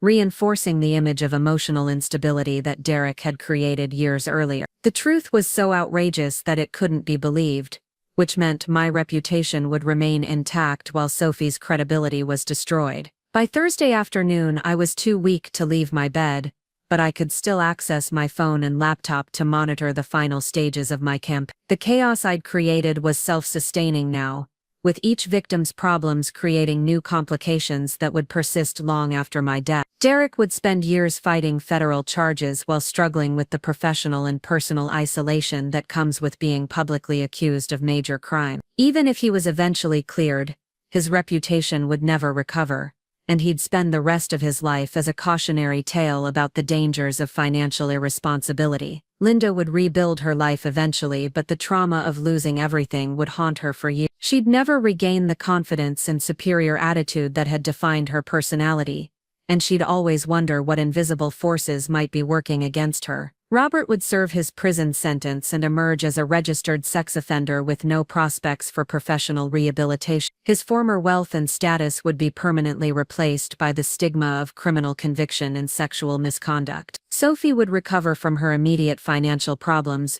but she'd carry the knowledge that her own mother had orchestrated her destruction out of pure hatred. The guilt and psychological damage would affect every relationship she formed for the rest of her life. As Thursday evening approached and my consciousness became increasingly intermittent, I felt a sense of completion that had nothing to do with forgiveness or reconciliation. I'd used my final weeks to ensure that every person who'd wronged me understood the consequences of their actions. They'd all learned what it felt like to be powerless, abandoned and destroyed by forces beyond their control. Most importantly, they'd learned that Inez Walker was not the weak, disposable woman they'd imagined. I'd been underestimated and discarded, but I'd used that dismissal as cover for a campaign of destruction that was more thorough and devastating than any of them could have imagined. They'd wanted me gone, and soon I would be, but I wouldn't be forgotten, and they'd spend the rest of their lives remembering exactly what happened when they crossed someone who had nothing left to lose. Friday morning brought visitors I hadn't expected and didn't want. Derek's mother, Patricia, arrived first, her face drawn and aged by stress I'd helped create. She stood on my doorstep clutching a manila envelope like it contained evidence of war crimes,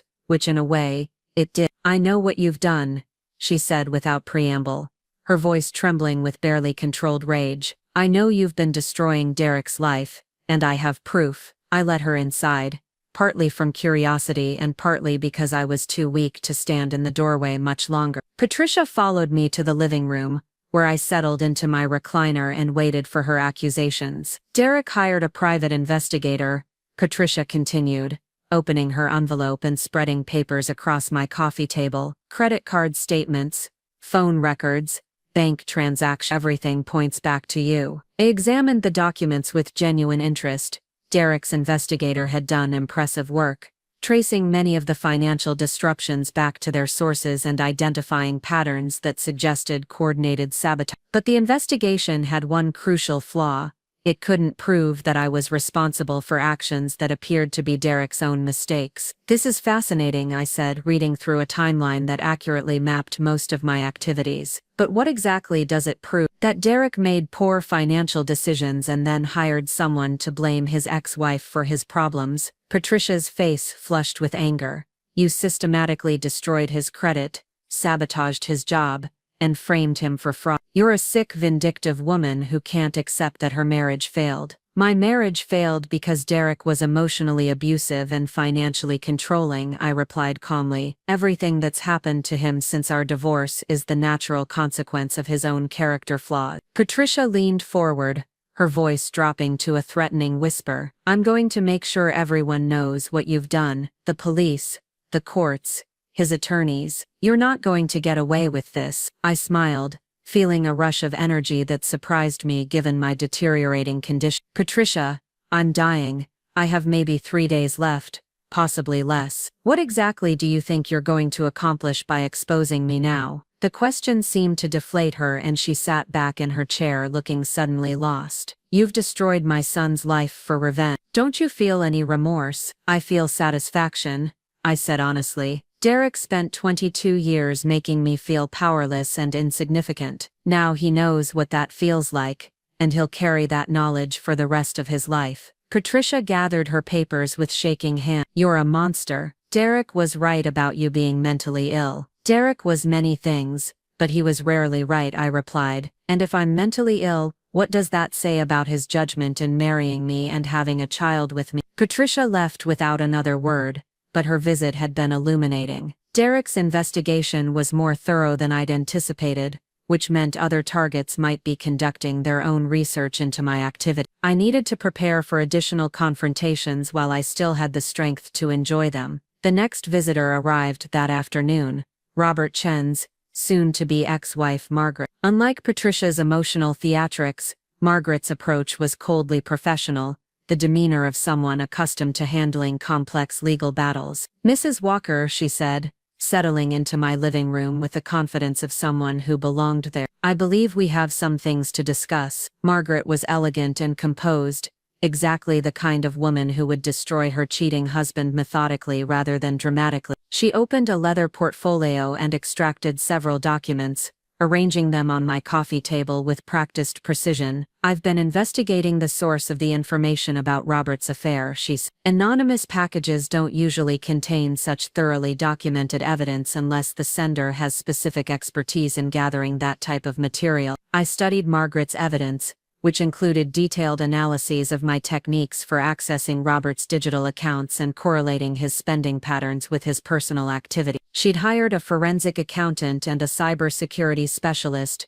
both of whom had identified digital fingerprints that led back to my campaign. You did excellent work, Margaret continued. Professional quality documentation, perfect timing, strategic presentation. The question is why you went to such trouble to destroy someone you barely knew. Robert fired me because I became a liability when I got sick, I said. He made it clear that employees who couldn't perform at full capacity were expendable. I simply returned the favor. Margaret nodded approvingly, a reasonable response. Robert's treatment of sick employees was morally reprehensible, though perfectly legal. Your methods were more creative than litigation would have been. Are you here to threaten me like Derek's mother? Quite the opposite, Margaret said, a slight smile playing at her lips. I wanted to thank you. Robert's affair gave me significant leverage in our divorce proceedings, but your additional evidence of his embezzlement activities has made my position unassailable. Robert will lose everything,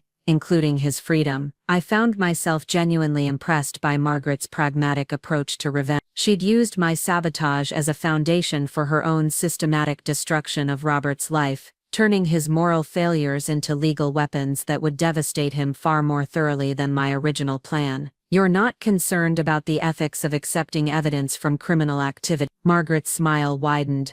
Robert's embezzlement was genuine criminal activity that harmed innocent employees. You simply documented existing crimes rather than creating new ones. From a legal perspective, you performed a public service, and from a personal perspective, you gave me the tools to destroy the man who betrayed our marriage and abused his professional authority. I consider that a gift. Margaret packed her documents and prepared to leave, but she paused at the door. I understand you have a terminal diagnosis. If there's anything you need during your final days, please don't hesitate to contact me. Professional courtesy between fellow strategists. After Margaret left, I found myself reflecting on the unexpected alliance she'd offered. Throughout my campaign, I'd assumed that exposing my targets would isolate me further and reinforce my position as the villain in their personal narratives. Instead, Margaret had recognized my actions as justified responses to genuine wrongdoing. The realization made me wonder if other people might view my campaign differently than I'd expected. Derek, Linda, and Sophie saw my sabotage as proof of my mental instability, but Margaret recognized it as evidence of strategic intelligence applied to legitimate grievances. That evening brought a call from someone I hadn't heard from in years, my former colleague Jennifer Morrison, who'd worked with me at the pharmaceutical company before leaving to start her own consulting firm. Jennifer said, her voice warm with genuine affection. I heard about your diagnosis, and I wanted to check on you. How are you holding up? I'm dying, I said matter-of-factly, but I'm making good use of my remaining time. Jennifer laughed, a sound I'd missed more than I'd realized. That sounds like you, always finding ways to stay productive even in impossible situations. We talked for an hour about work, mutual acquaintances, and the pharmaceutical industry's evolution since my departure. Jennifer's perspective on my former colleagues was illuminating, particularly her assessment of Robert's professional reputation. Robert was always ethically challenged, Jennifer said. Everyone knew he was cutting corners and treating employees badly, but nobody wanted to be the one to report him. What he did to you when you got sick was just the final confirmation of his character. Did you hear about his recent legal trouble? Oh yes, Jennifer said with obvious satisfaction. Sexual harassment, embezzlement, fraud charges. Couldn't have happened to a more deserving person. I heard the evidence against him was incredibly thorough, like someone had been documenting his crimes for months. I chose not to comment on the source of that evidence, but Jennifer's reaction reinforced my growing sense that my campaign might be viewed more favorably than I'd anticipated by people who'd witnessed my target's behavior firsthand.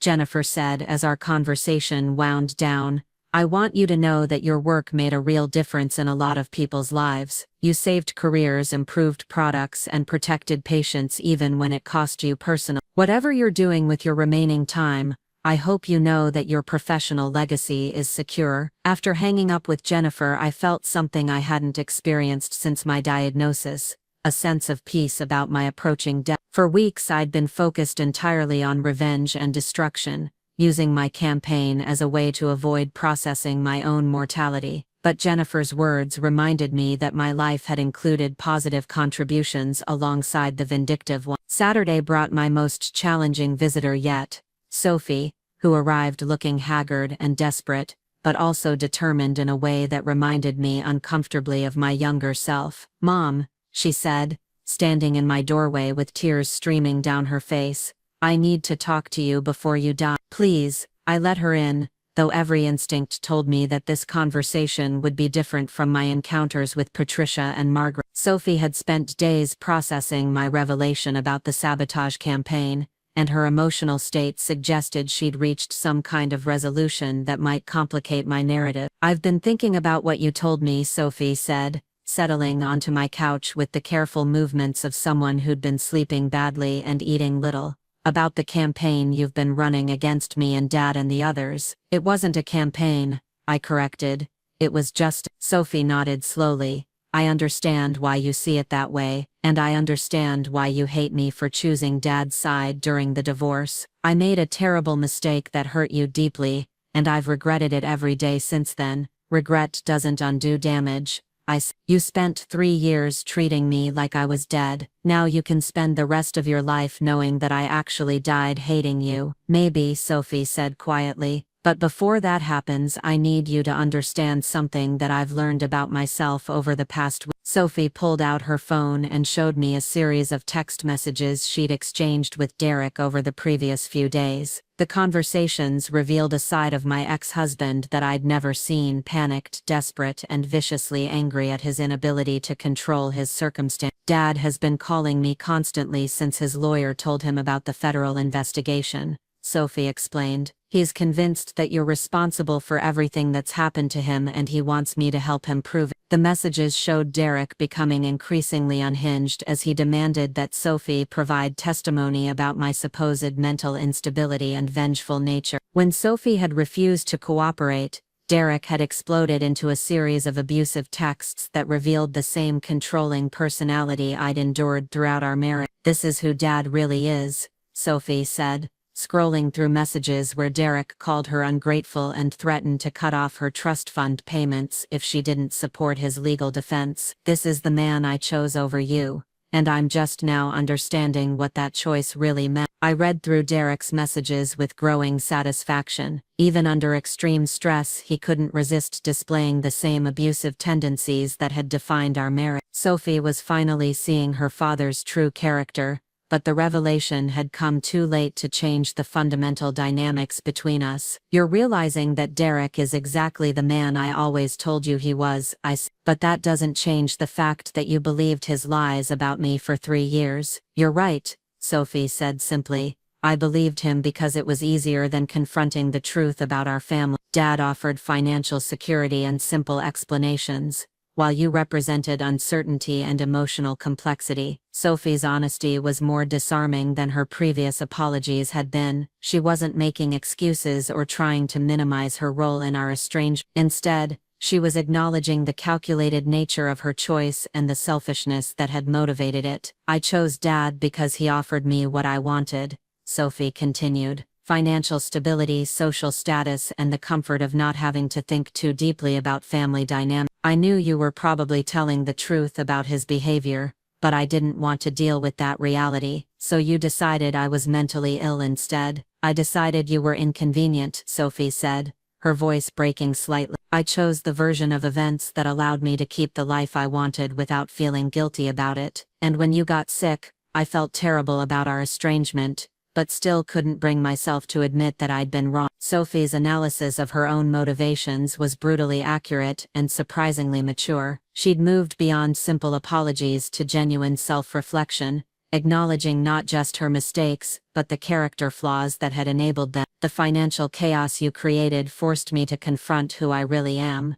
Sophie said. When my security disappeared, I had to examine the choices I'd made and the person I'd become, and what I discovered was that I'd inherited more of Dad's character than I wanted to admit. What do you mean? Sophie pulled up her social media profiles on her phone, showing me posts from before her financial troubles began. The images revealed a lifestyle built entirely around material consumption and social status, with expensive restaurants, designer purchases and luxury experiences that were funded by Derek's trust fund payments. I became exactly what Dad raised me to be, Sophie said. Someone who values money and status over relationships and integrity. I treated you as disposable because you represented financial uncertainty, the same way Dad treated his employees as disposable when they became liabilities. The parallel was accurate and devastating. Sophie had indeed internalized Derek's values, prioritizing financial security over emotional authenticity in ways that mirrored his corporate behavior.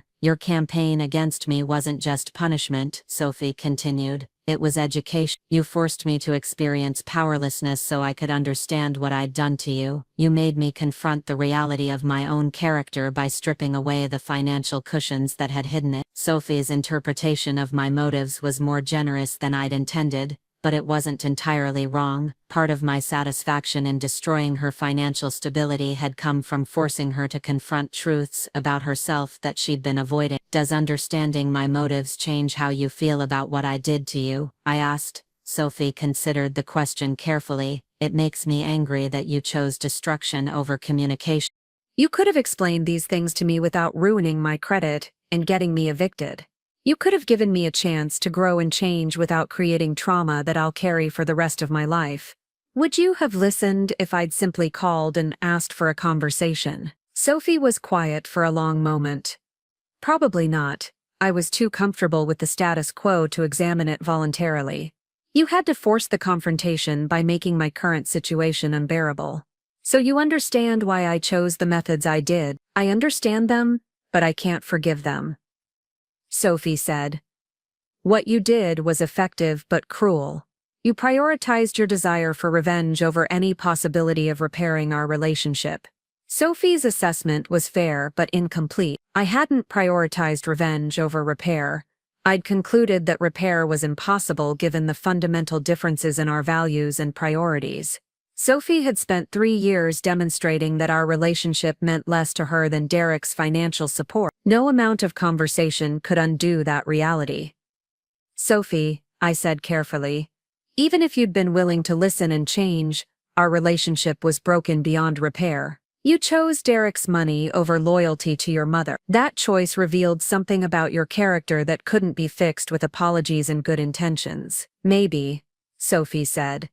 But you'll never know for certain because you chose destruction over the possibility of redemption. You decided that revenge was more satisfying than forgiveness. Sophie's words carried an accusation that I couldn't entirely dismiss. Had I chosen revenge because it was more satisfying than the difficult work of rebuilding our relationship? Had my campaign been motivated by genuine justice or simply by the desire to inflict pain on people who'd hurt me? The questions were uncomfortable because they contained elements of truth. Part of my satisfaction in destroying my targets had come from pure vindictiveness rather than principled justice. I'd enjoyed their suffering in ways that went beyond reasonable consequences for their action. You're suggesting that I'm as morally compromised as the people I've been punishing, I said. I'm suggesting that you've become someone who prioritizes power over love, Sophie replied. You've used your intelligence and determination to destroy rather than create, to punish rather than heal. Sophie's criticism stung because it contained uncomfortable parallels to the accusations I'd made against my targets. Derek had used his financial power to control and diminish others. Robert had used his professional authority to exploit and discard vulnerable people. Linda had used her perceived moral superiority to judge and dismiss those who struggled. And I had used my technical skills and intimate knowledge of their weaknesses to systematically destroy their lives in ways they couldn't defend against or escape from. The difference,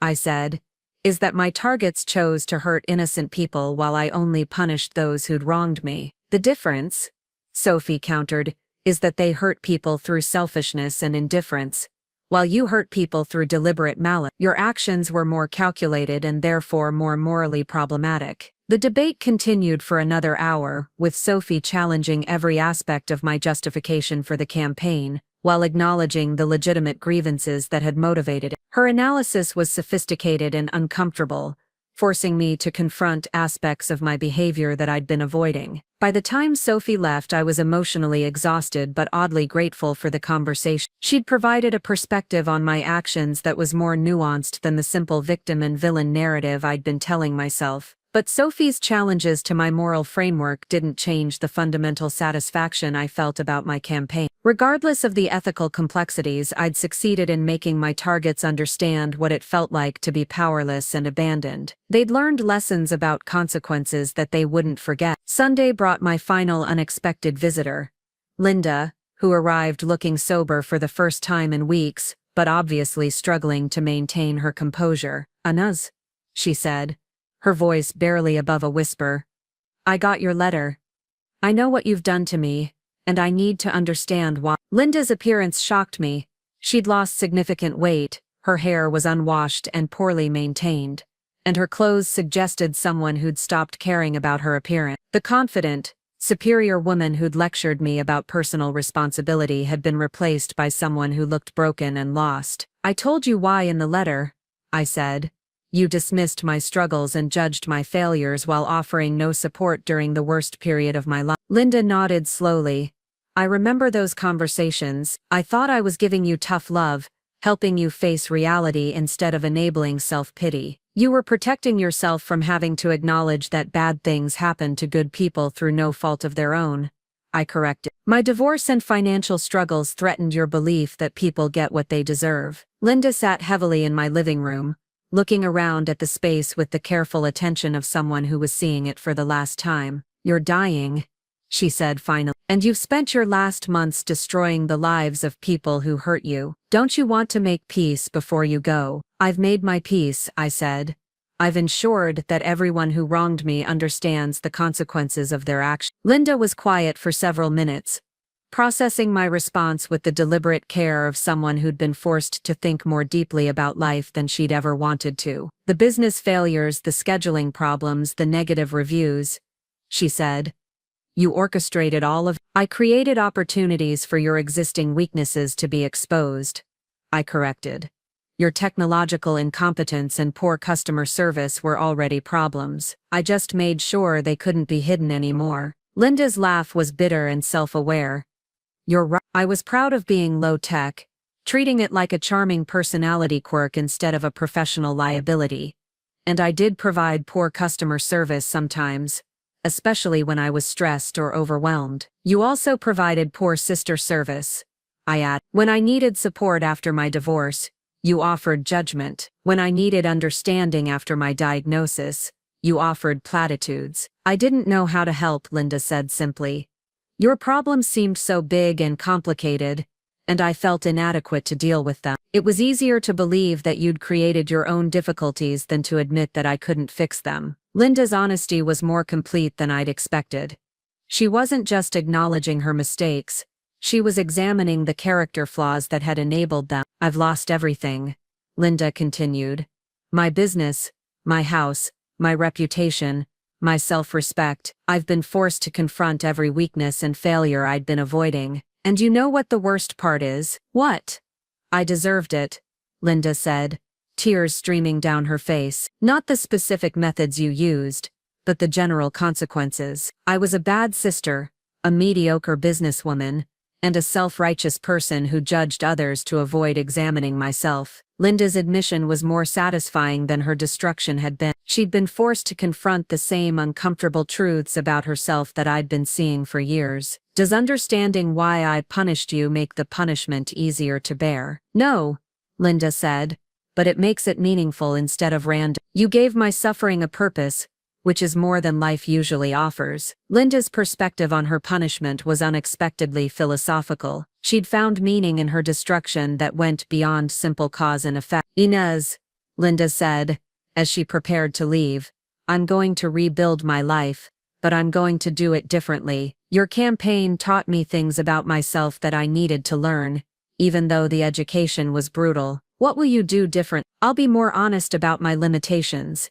more generous with people who are struggling, and less quick to judge situations I don't understand. I'll try to become the sister you needed, instead of the sister you had. Linda's promise of personal growth was touching but ultimately irrelevant. She'd learned valuable lessons about herself and her relationships, but those lessons had come too late to repair the damage between us. After Linda left, I found myself alone with the knowledge that my campaign was truly complete. Every target had been confronted with the consequences of their actions, and most had gained some understanding of the character flaws that had made them vulnerable to my sabotage. But their newfound self-awareness didn't change my approaching death or repair the relationships that had been permanently damaged. I would die knowing that justice had been served, but also knowing that I'd chosen destruction over the possibility of redemption. As Sunday evening approached and my consciousness became increasingly intermittent, I reflected on the unexpected complexity of my final weeks. What had begun as a simple campaign of revenge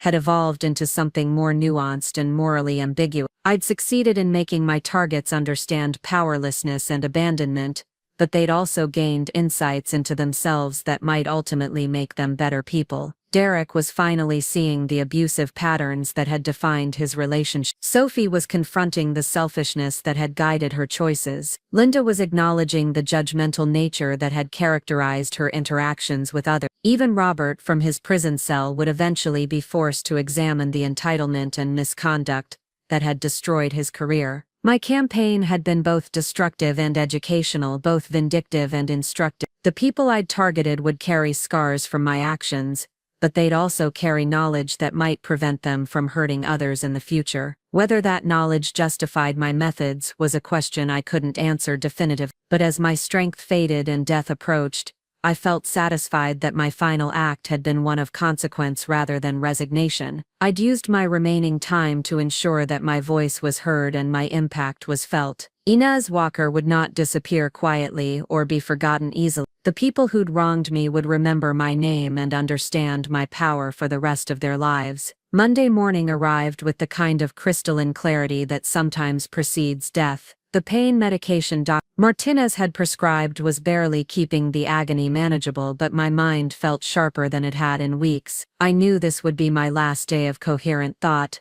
possibly my last day alive, and I wanted to spend it reviewing the completeness of my work. The news reports that morning confirmed the scope of my success. Derek's federal investigation had expanded to include money laundering charges, with prosecutors suggesting he'd been part of a sophisticated financial fraud network. The irony was perfect. Derek was being investigated for crimes I'd fabricated, but the investigation was uncovering actual financial irregularities that would have gone unnoticed otherwise. Robert's embezzlement trial had been scheduled for the following month, with prosecutors confident they had enough evidence to secure a conviction that would send him to prison for at least 7 years. Margaret had provided additional testimony about his financial misconduct during their marriage, turning their divorce proceedings into a masterclass in legal destruction. Linda's name had appeared in the local bankruptcy filings, confirming the complete collapse of her business and personal finance. But more satisfying was a small item in the community news section reporting that she'd begun volunteering at a homeless shelter,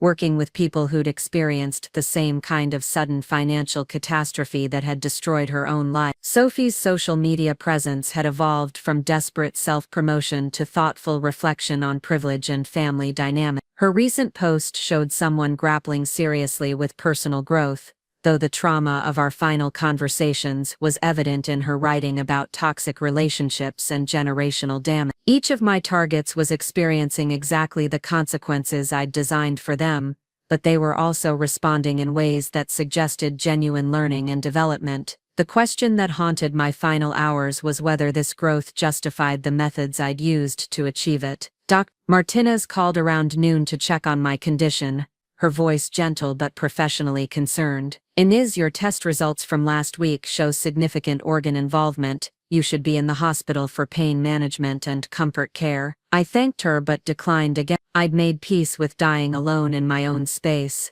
surrounded by the evidence of my final campaign rather than sterile medical equipment and well-meaning strangers. "Is there anyone you'd like me to contact?" Dr. Martinez asked. "Family members who should know how little time you have left." I considered the question seriously.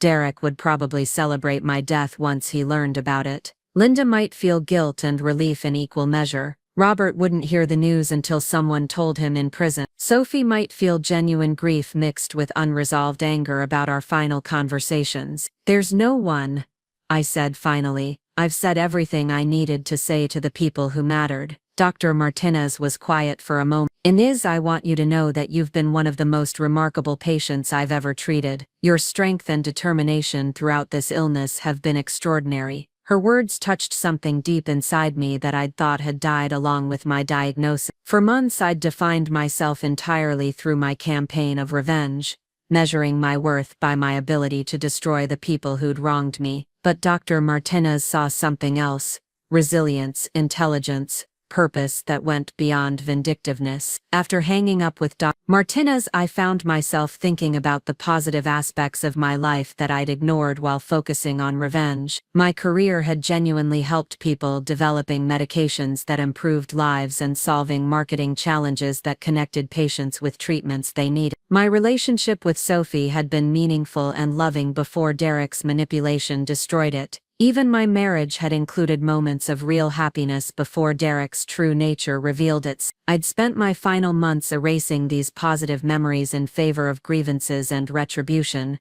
but they remained part of my legacy whether I acknowledged them or not. The afternoon brought one final unexpected visitor, Jennifer Morrison, my former colleague who'd called to check on me the previous week. She arrived with flowers and a bottle of wine, settling into my living room with the easy familiarity of someone who'd shared years of professional challenges and personal conversations. "I wanted to see you one more time," Jennifer said simply, "and to tell you about something that happened at work last week." Jennifer explained that Robert's replacement at the pharmaceutical company had implemented new policies protecting employees who took medical leave, citing recent events that had highlighted the importance of supporting workers during health crises. The changes would prevent future managers from discriminating against sick employees the way Robert had discriminated against me. "Your situation created awareness that led to real policy changes," Jennifer said. "Employees who get sick won't face the same treatment you experience. In a way, what happened to you is protecting other people now." The revelation was unexpected and deeply satisfying.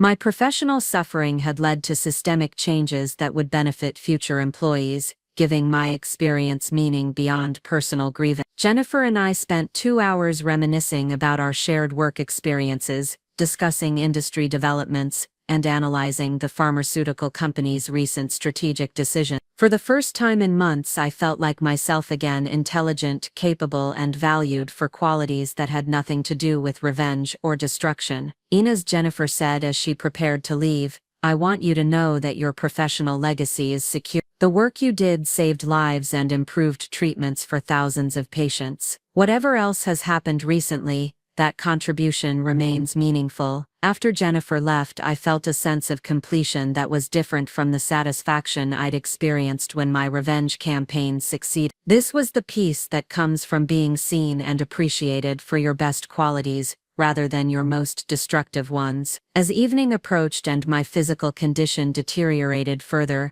I made one final decision that surprised me. I called Sophie. She answered immediately, her voice breathless with hope and concern. "Mom, how are you feeling?" "I'm dying," I said matter-of-factly.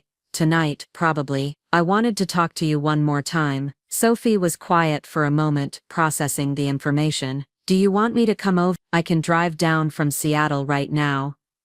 "No," I said. "I want to tell you something, and I need you to listen without interrupting." I explained to Sophie that my campaign against her and the others had been motivated by genuine pain and legitimate grievances, but that my methods had been unnecessarily cruel and destructive. I told her about my conversation with Jennifer and the policy changes that had resulted from my professional experiences. "I spent my final months focusing on punishment rather than healing," I said. "I chose revenge over the possibility of redemption, both for myself and for the people who'd hurt me." Sophie listened without speaking, occasionally making soft sounds that indicated she was crying. "I want you to know that destroying your financial stability wasn't just about punishing you for choosing Derek," I continued. "Part of it was about forcing you to confront the person you'd become, and giving you an opportunity to develop into someone better." "Did it work?" Sophie asked quietly. "I think so. Your recent social media posts show someone grappling seriously with personal growth and family dynamics. You're asking hard questions about yourself that you wouldn't have asked if your life had remained comfortable." Sophie was quiet for several minutes. Then, "Mom, I need you to know that I forgive you for what you did to me. I understand why you felt you had no other choice." Her forgiveness was unexpected, and more moving than I'd anticipated. Throughout my campaign, I'd convinced myself that Sophie's opinion didn't matter because she'd already betrayed our relationship, but hearing her forgive me for my cruelty felt like a gift I didn't deserve. "I also need you to know," Sophie continued, "that I'm sorry for choosing Dad over you. I was young and scared and selfish, but those aren't excuses. I made a terrible choice that hurt you deeply, and I'll regret it for the rest of my life." "Sophie," I said carefully, "I need you to understand that forgiveness doesn't erase consequence. You'll carry the trauma of what I did to you, just like I carried the trauma of what you did to me, but maybe that knowledge will help you make better choices in your future relationships." "It already has," Sophie said. "I've been seeing the therapist regularly, and I've started volunteering with homeless services. I'm trying to understand what it means to be vulnerable and powerless, so I can develop real empathy, instead of the superficial kind I had before." Sophie's commitment to personal growth was genuine and impressive. My destruction of her financial security had indeed forced her to confront uncomfortable truths about herself, and she was responding with maturity and self-reflection. "Mom," Sophie said as our conversation neared its end, "I love you. I've always loved you, even when I was too weak and selfish to show it properly. I want you to know that as you're dying, I love you too," I said, surprising myself with the truth of. Despite everything that had happened between us, despite the campaign I'd waged against her, the fundamental bond between mother and daughter remained intact. We talked for another hour about memories from Sophie's childhood, shared experiences that predated the family conflicts and financial pressures that had divided us. By the time we hung up, I felt something approaching peace about our relationship. As Monday night deepened and my consciousness became increasingly fragmented, I reflected on the complexity of my final months.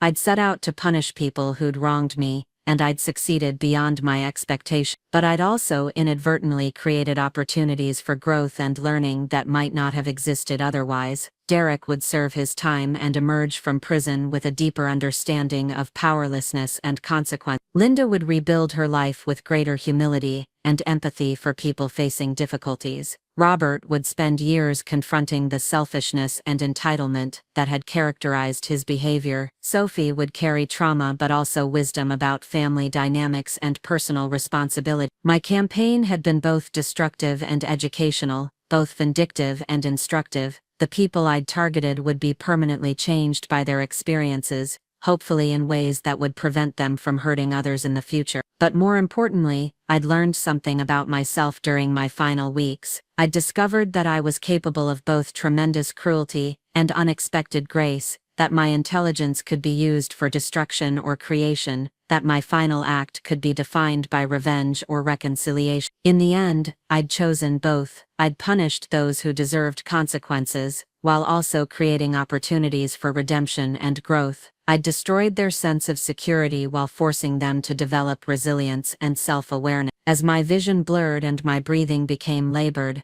I felt satisfied that my life had mattered in ways both positive and negative. Inez Walker had made a difference in the world, had left marks that couldn't be erased or ignored. The people who'd wronged me would remember my name and understand my power for the rest of their lives, but they'd also remember the lessons I'd forced them to learn about themselves and their relationships with others. I'd gotten my revenge, but I'd also gotten something more valuable: the knowledge that even in death, I'd contributed to the complicated work of human growth and understanding. My final thought as consciousness faded was that 6 months had been exactly enough time to accomplish everything I'd needed to do. Up next, you've got 2 more standout stories right on your screen. If this one hit the mark, you won't want to pass these up. Just click and check them out.